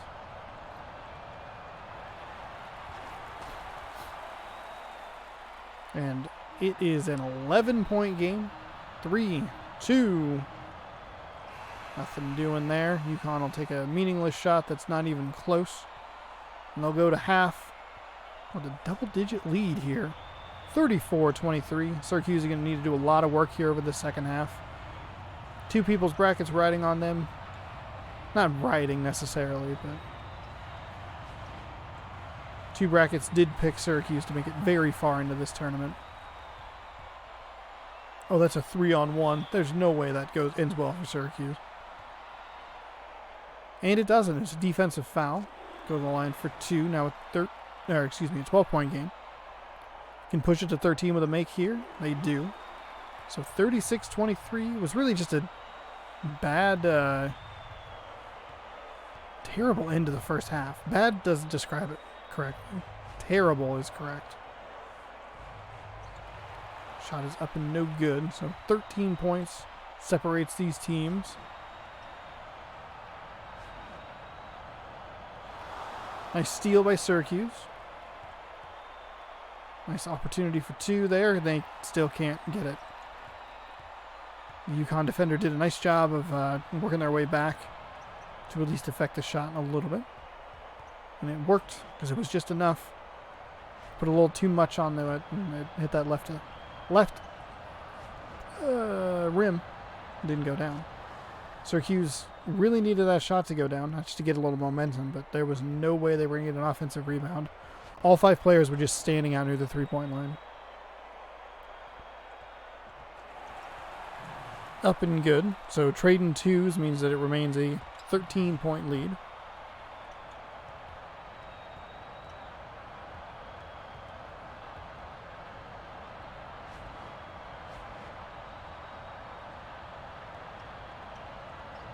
There's another 2 from Syracuse. Somehow that ended up being an offensive rebound, which was weird considering that there was a UConn player literally right there. 38-26. Down to 11, 38-27.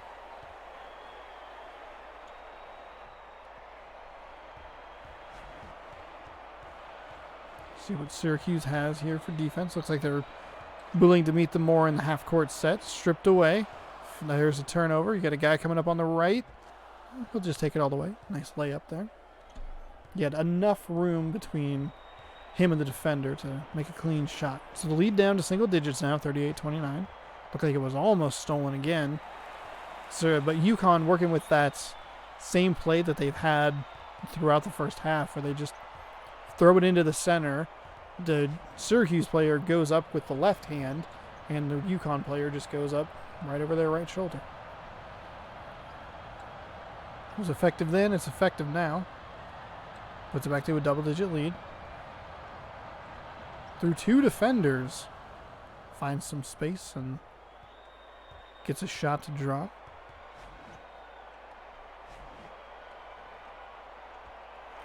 Oh, wow. Defensive foul, Connecticut ball. Syracuse might be in a lot of trouble if they have to play Duke in the next round. If Syracuse, can make a run here, make a comeback. Because Duke has one play. Throw it down to that dude and he'll just jam it on you until you tell him to stop.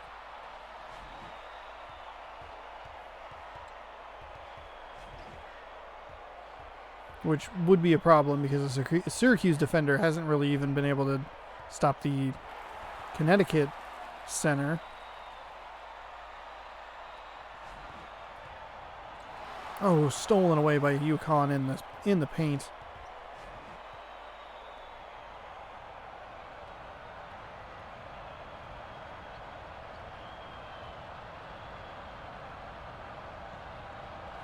That was they almost made that as a shot.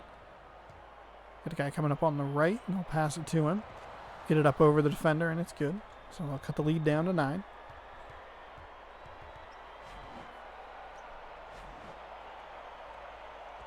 Nice jam inside. Just working that one guy. He knows he is better than the Syracuse defender defending him.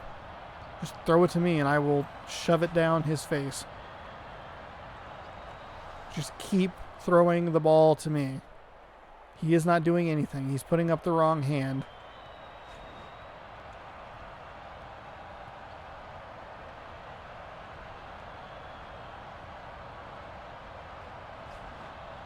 UConn working it around. You got a guy wide open in the corner.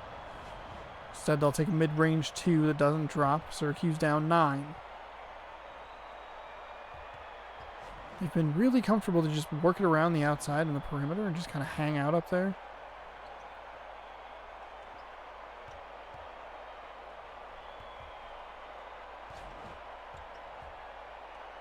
Nobody really down in the paint. There's somebody in the paint. That might not end well. It doesn't. It just rolled off the rim.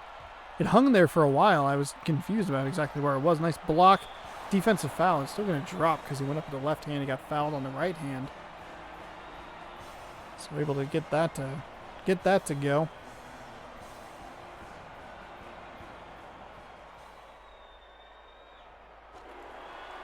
The 3-point play is completed. So 12-point game here. Throws it up the court. It's a deep 2. Oh, excuse me. I believe that was a 3. 35. Yep, that was a 3.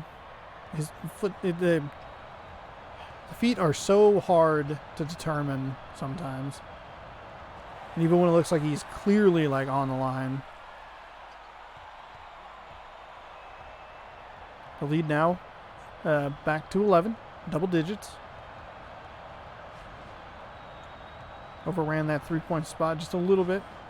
Trying to maybe bounce off a little close to that sideline. Screen to free him up for a mid-range jumper. Works. 49-40. Almost stolen away. Was able to strip the ball. Nice block. Oh, wow. Nice block. It went just right to the UConn player. Unfortunately, the UConn player was out of bounds, so...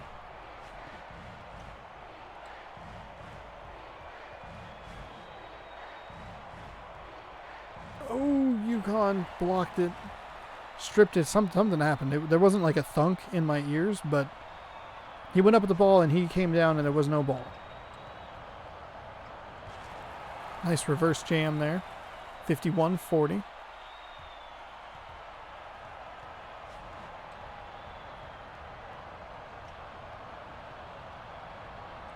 A 3 from Syracuse, no good. Mistimed the rebound. There's a 3 from UConn that's short. They get an offensive rebound. It's going to lead to a defensive foul.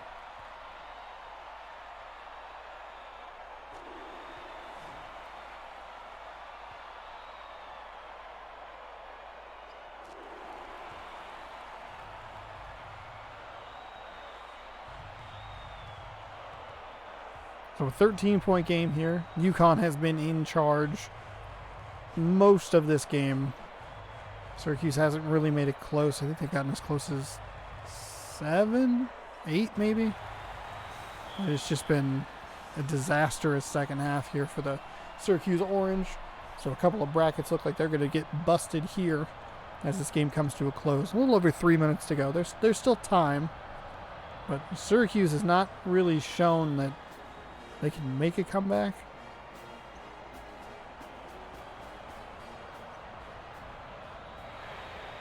Oh boy, it's hard to make a comeback when UConn is hitting shots like that. Defended and everything, and still knocks the 3 down.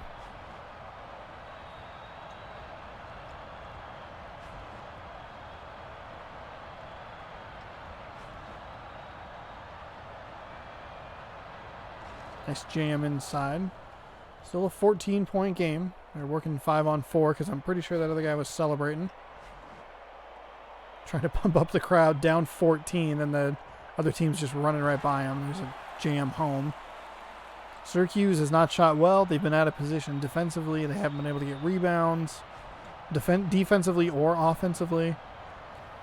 And even when they can get offensive rebounds, they're still not able to make the tip-ins. It's been a little bit of like lost by 1,000 cuts.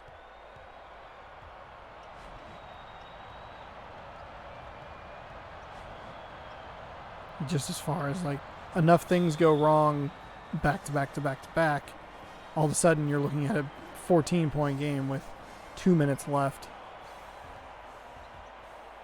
Connecticut, though, and that's not to take away from Connecticut. I'm not saying Syracuse lost this game versus Connecticut won this game.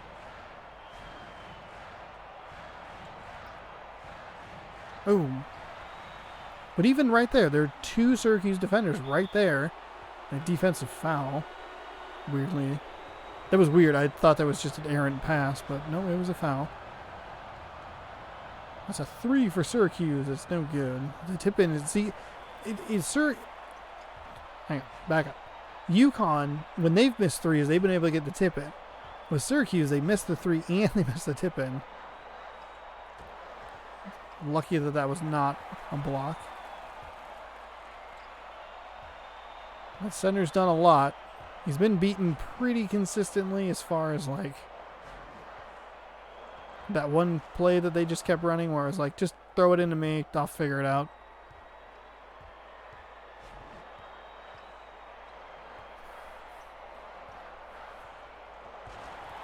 Like that, right there. But there have been a lot of block shots down low. There have been, you know, multiple times where if a Syracuse defender was just in a better position, maybe you don't give up quite as many second chance points. I work with a full court press. That orange got knocked into the ground. Looks like they'll just let it dribble out. We have a 62-48 game, so a 14-point game, 5-second violation. Hold the phone.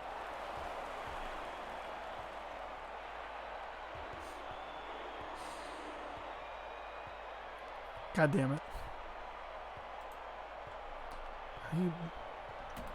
You need to reload? Did the 86 ads on your page make it hard for you to load the information correctly?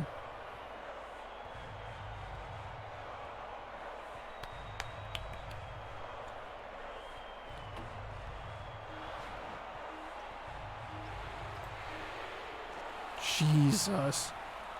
Just as like a fuck you. 65-48.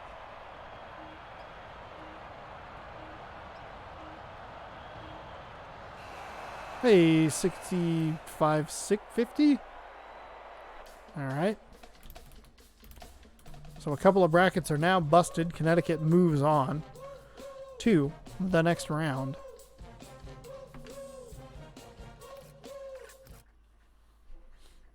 So just for comparison's sake, the two that had Syracuse in the Final Four had score potentials of 132 and 126. Just refreshing real quick while I do this. Duke. Now it is 90, 96, and 96.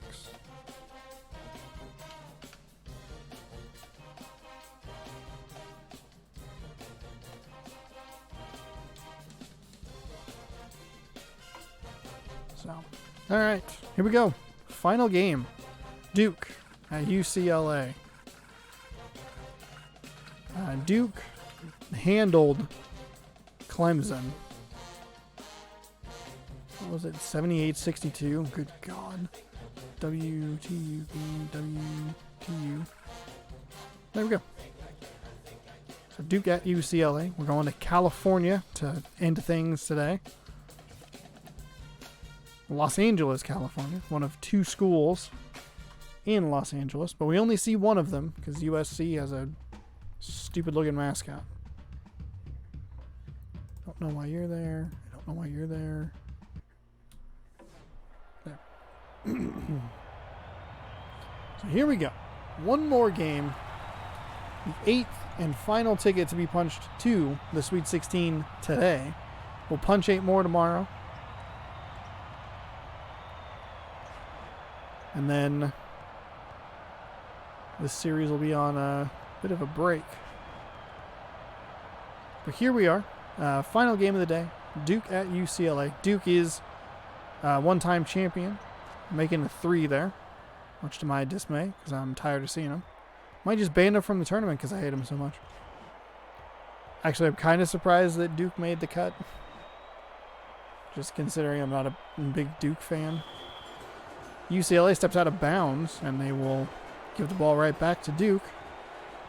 In a day of games that just have been uneven. There have been a couple of good ones, but it's largely been kind of dull blowouts, which is unfortunate. But it happens, you know. Hopefully the teams that won today, hopefully they continue to win, or don't get immediately blown out. in the next round. Duke up 5-0 with a jam. They'll work with a full court defense. Dear God, help us all. Just a couple of number ones going at it here, the Bruins and the Blue Devils. See what UCLA has in store for us. They're working towards that baseline. That's a quick pass. Oh, that was a good shot. I mean, you want that. Just a quick pass, nice open little mid-range jumper, and you couldn't get it to fall. Nothing wrong with that at all. They had an opportunity as well after the offense got the rebound. Shot is put up and no good. So UCLA gets a defensive stop. It's going to be a defensive foul. UCLA will go to the line for 2. Will go to the line for 2. But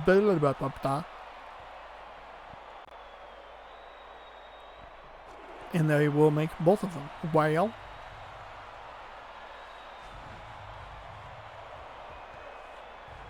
Five to 2. Couple minutes gone here. Duke got off to a fast start.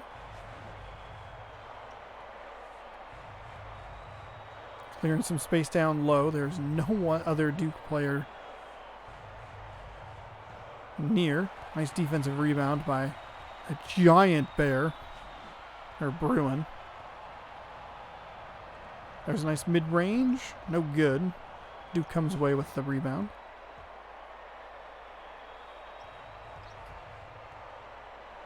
Deep 3 for Duke is good. So they will take a 6-point lead early. Duke either wins the whole tournament or they don't win at all. They won the March Mascot Madness 1 last year. They lost immediately in September, which was nice. Because it would suck to have 2 tournaments and have 1 champion. Shot goes flipped up behind him. No good, though.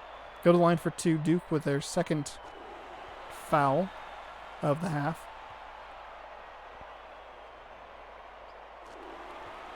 8-4 now. Duke and UCLA. It kind of looks like Duke, North Carolina, just the color scheme.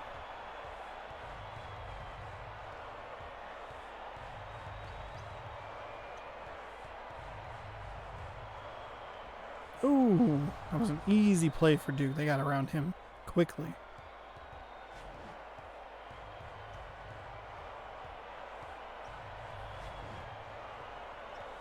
Working it around for a 3-point play. And he overran the line, tried to get it inside. The Duke player got in the passing lane.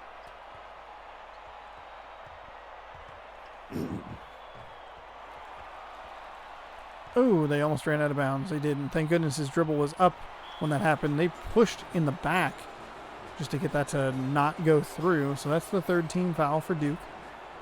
We'll keep an eye on that. It has been a problem. I can't believe how many fouls Iowa State had in the first half. That just blows my mind.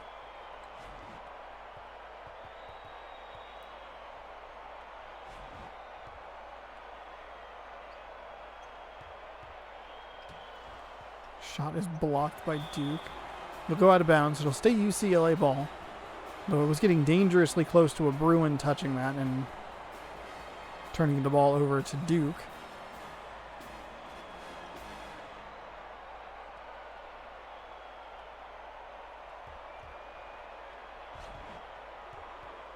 UCLA running in.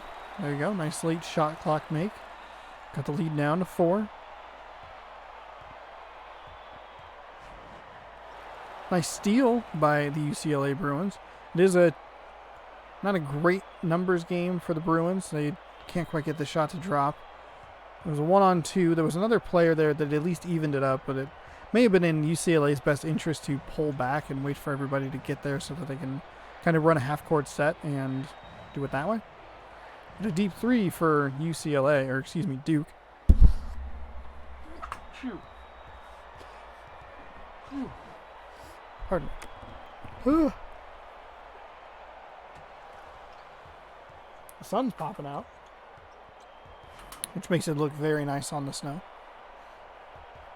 We'll see how long this sticks. This is like the 3rd time, 3rd or 4th time it's been like a really good snow. And the previous few times the sun has just immediately wiped it out, which has made it incredibly frustrating to walk around in. Man, it sucked. See how warm it is outside. What's the weather? 15 to 6 here. Oh wow, it's only 23.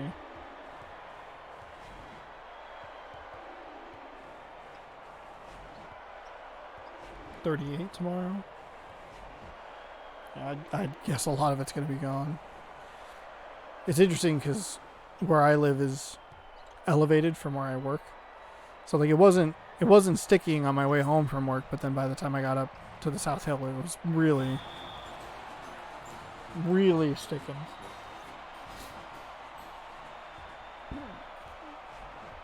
Pardon me. 15 to 6, UCLA. I don't know why he jumped. He didn't have to jump. He could have just picked the ball up.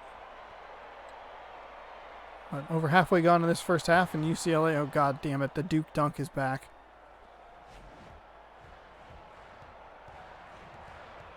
Nice block by UCLA. Well, good screen, good hard screen there.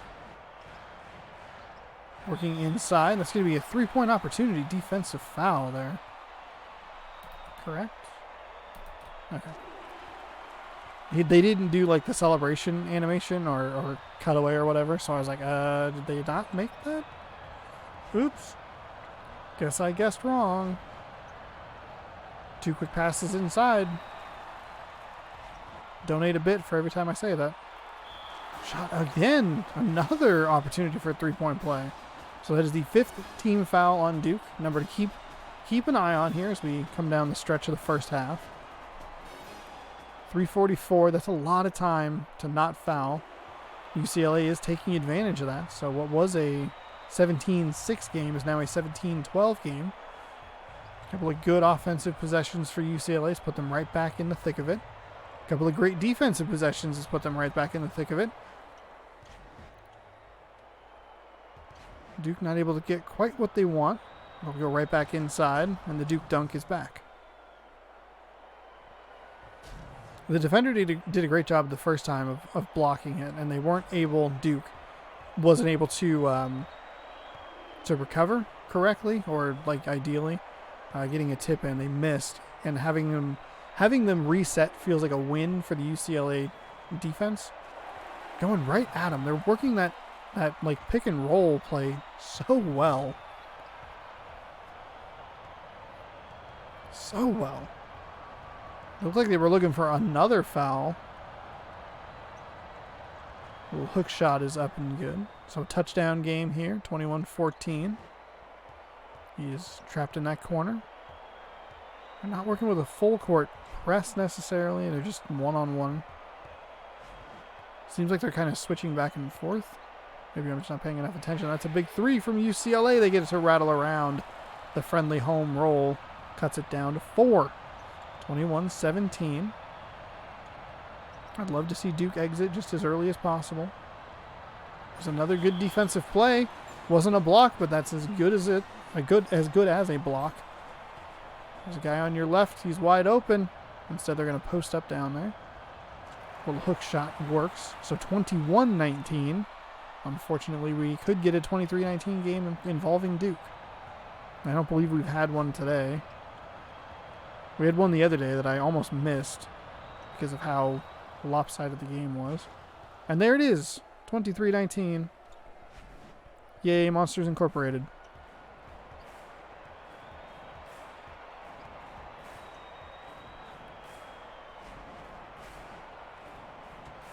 All kinds of weird animations trying to take over and overtake other animations. Looked like it was going to be a double team, try to strip the ball away, but then the UCLA player got away from it, so then that pulled the defender, and it just looked a little wonky. Very odd. So 4-point game. Just working that inside section. Duke man-to-man full court.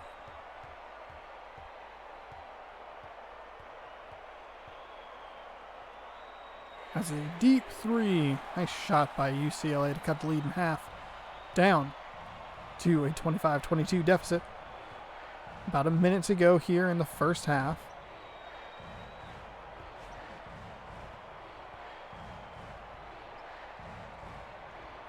Shot rolls around the rim. That looked like it kind of glitched into the rim. I didn't even know what happened there. I got just so lost with it. Just gotta keep your eyes on the prize. Quick inside passes for UCLA. Not quite as effective.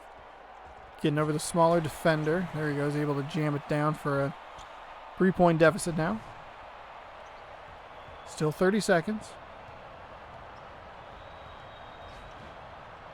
UCLA did a great job of getting themselves back into this game. Not that they were ever out of the game completely, but at the same time, you know, it could have gone that way.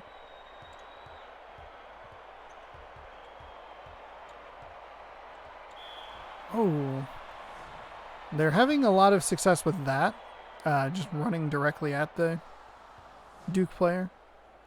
Those, I mean, that was a very helpful stretch. They went back-to-back possessions with walking away with 3 points and cut an 11-point deficit down to 5. Throwing it way down the floor. 29-25. They'll put it inside. Looks like we'll get one last shot here. Duke will take a 6-point lead into halftime, 31-25. The winner gets the pleasure of meeting UConn in the Sweet 16. The shot is up and good. So UCLA quickly on the board, cutting the lead down to 4. 10 seconds into this second half. See what the Bruins have for us.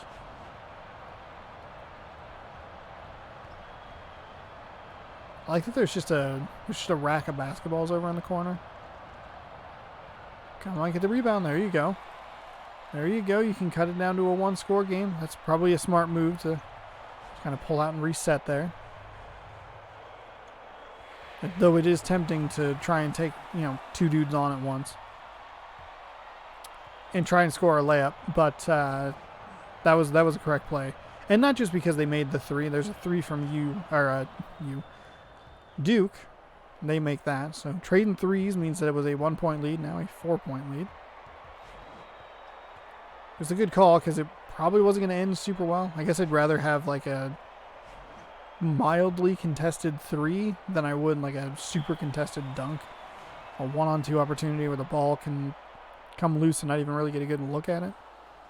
UCLA needs to make free throws down the stretch if they want to stick around in this game. Got to take advantage. Those both were bad. Duke's led by as many as 11. Currently, the lead is 4. UCLA will hold.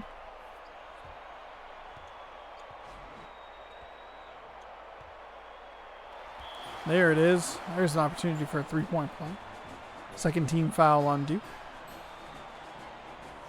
UCLA will go to the line. They missed their last 2 free throw attempts. That one was true. Looked good the whole time.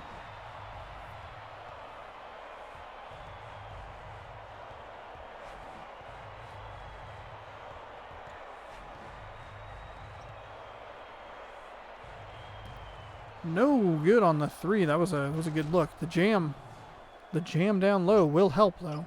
Push it back to a 3-point lead, 36-33. Up and down second half here. And not in like a quality way, just in a up and down the court kind of way. There's an open guy. He'll worm his way through the defense. Like a nice easy layup there. Definitely took advantage of the fact that the guy was way out of the play from trying to go for the steal. Duke, oh my goodness, I thought that was going to be an easy 2. What a great defensive recovery. And UCLA will have a chance to tie and take the lead. Pending free throws? No. UCLA, who I don't believe has led in this game,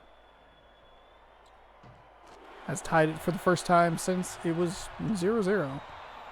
Duke hit a quick 3, and then they hit a quick 2. And then the lead ballooned to 17-6.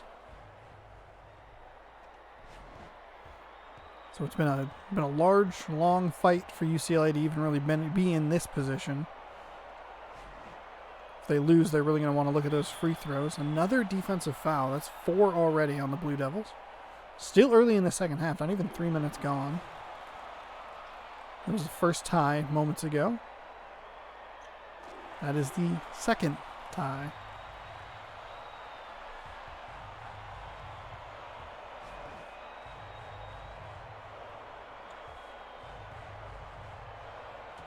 Nice block by UCLA. Kind of surprised that wasn't a goaltend. I thought that was going to be another easy 2. The UCLA defense has done a great job at recovering. That's the second or third time that it looks like Duke's just like, oh, that's an easy 2. Like, what's there to say? Duke scores 2. Okay, cool. Then the UCLA defender comes out of seemingly nowhere. But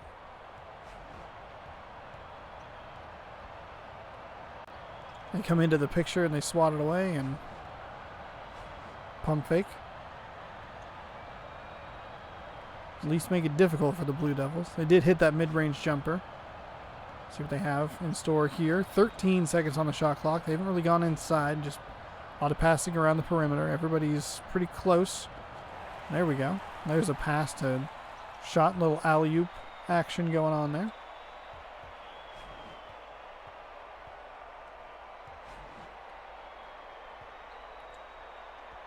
Nice block by UCLA. Duke not having nearly as much success against the center, or as much success in the interior as they did against Clemson, where they just pulled away because it was just dunk. It was a dunk festival. There it is, UCLA's first lead of the game. Nice inside pass and a huge jam for a 42-40 lead with 5:40 remaining in the second half. So good job on UCLA to try and or to not even try, but to make a comeback and take the lead. Duke does tie it up immediately with the exact play that I was talking about that was so effective against Clemson working here.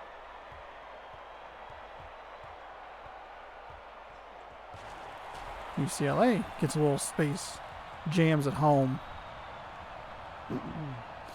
Shoulders going into chests. Nice block. They're going to call a foul on it. That's UCLA's first. Duke misses the first free throw.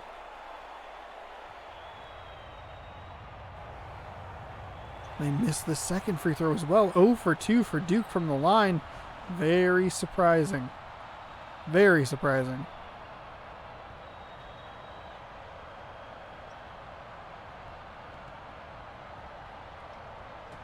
Oh, that's shockingly not a goaltend.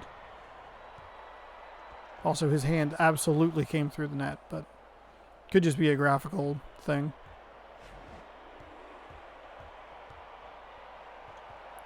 We got a guy wide open on the left. Ooh, that was a really tricky shot, but he got it to go down.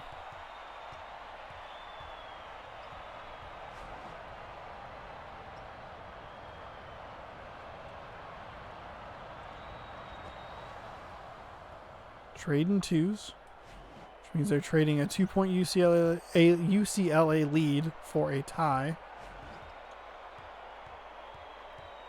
Pushing up the floor. 46-46. There's a 3 for UCLA. They'll knock it home, and it is 49-46. UCLA has really refused to fall behind since they got that lead.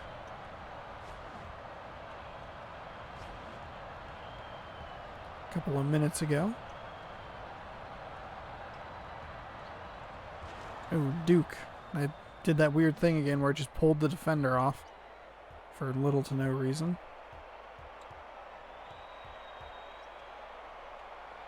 Thankfully, when the full court defense is in effect, the teams don't get, the offensive teams don't get as many backcourt violations. That's a problem in the older games where as soon as they'd get to half court, they would try to peel back to work around, like, because they do the little like zigzag thing. Nice defensive play by UCLA, leading to offense, and they have their biggest lead of the game at 5. Just a nice steal there. But when they're zigzagging up the court, they would get to half court, right about where that Duke player just was, and they would peel back and get a backcourt violation. Thankfully, that isn't a thing in this game. No good for Duke. It's a 5-point UCLA lead. I guess you could make the argument that Duke let UCLA kind of hang around. He didn't even affect that shot, but he did. The Duke player like knew he was there.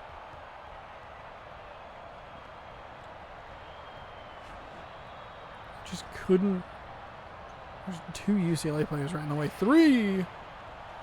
Tip in is good. 55-48. All of a sudden, it's a 7-point lead.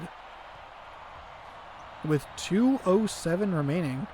So it's getting to be crunch time with Duke. That was a very weird play where it seemed like it was going to be, again, another easy 2 for Duke. And the defense wasn't even really there. He just missed the layup. Crazy. Crazy, crazy, crazy. UCLA never stopped fighting, never gave up. It's going to be another block. I mean, it's going to be a 3-point opportunity for Duke, but just another block on a play where I was thinking, oh, an easy 2 for Duke. Also, shout out to those Gatorade containers that just showed up. Short on the shot. Moving forward. So it's only going to be a 2-point play. UCLA comes up with a loose ball, pushes their lead back to 5, and immediately steals the ball away. Immediately taking it away and immediately getting another 2 points. That's 4 points real quick.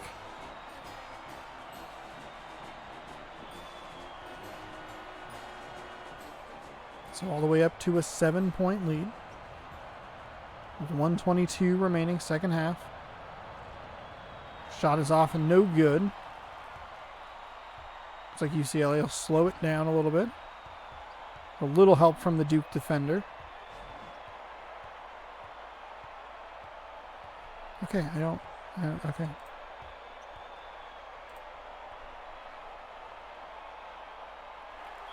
Defensive foul, so Duke will start intentionally fouling here. We are at 59.4 seconds left. Probably didn't need to do that just yet, but they are down 7, so UCLA will go to the line. Missing the first free throw. Timeout, Duke.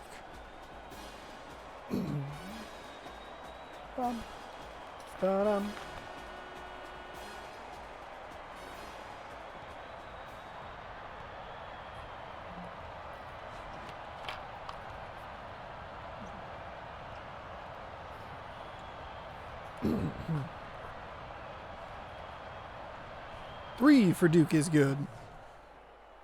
So that missed free throw could hurt UCLA. 41.1. Duke will actually lay off here for a moment. Try and get the steal on his backside. See if they... Oh boy, they're right at the midcourt line. Okay, that makes sense. The shot clock was off, but maybe you try and get a 10-second violation. UCLA is missing free throws down the stretch.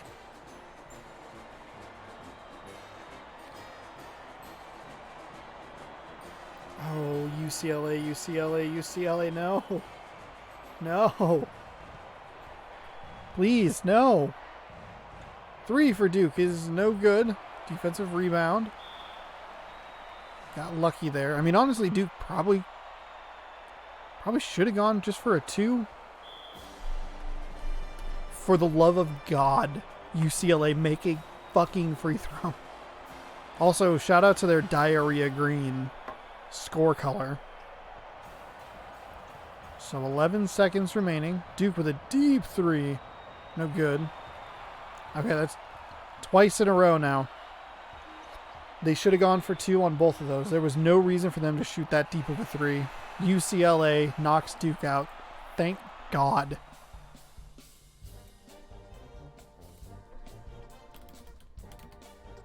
(55-59).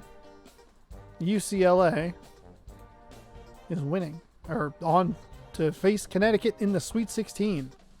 So with that said, all that action happening, we'll skip this, or quit this. We have Not a super great matchup. How do I give you a good matchup to tease you? The first matchup of the next part is Kentucky and Mississippi State. This is ugly. This is gross. What's good? Alabama and East Tennessee State. There you go. Mainly Alabama. Let's see. Actually, Florida Wisconsin's a good game as well.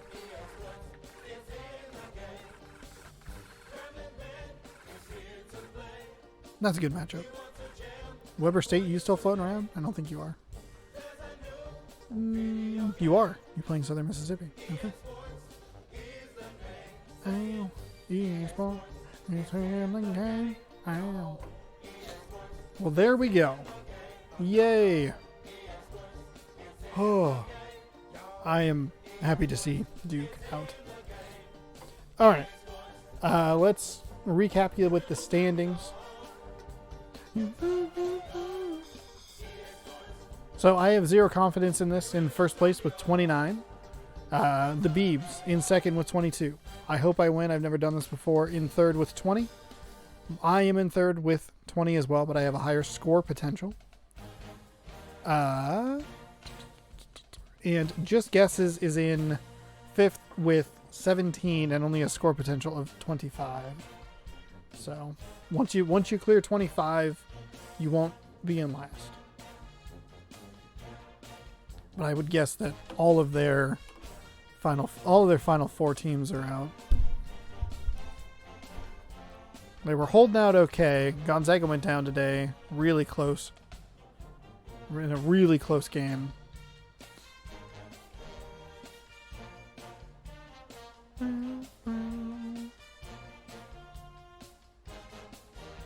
Yeah. So there you go. There you have it. Part number 5 of this round. Well, technically, day 5, round of 32, part number 1 is in the books. Half the tickets to the Sweet 16 have been punched. We'll punch the other 8 tomorrow, right here on twitch.tv/ShaunosaurusRex. And if you're watching this on YouTube, that video will be up tomorrow, so you can watch the other 8 games as well. Thank you so much for watching. Hopefully you enjoyed. Hopefully you have a good rest of your night. If you're watching this on YouTube, hopefully I'll see you later. You can click around for some other videos. There's a bunch of other Mascot tournament stuff if that's what you're into. But I'll see you a different day with something else.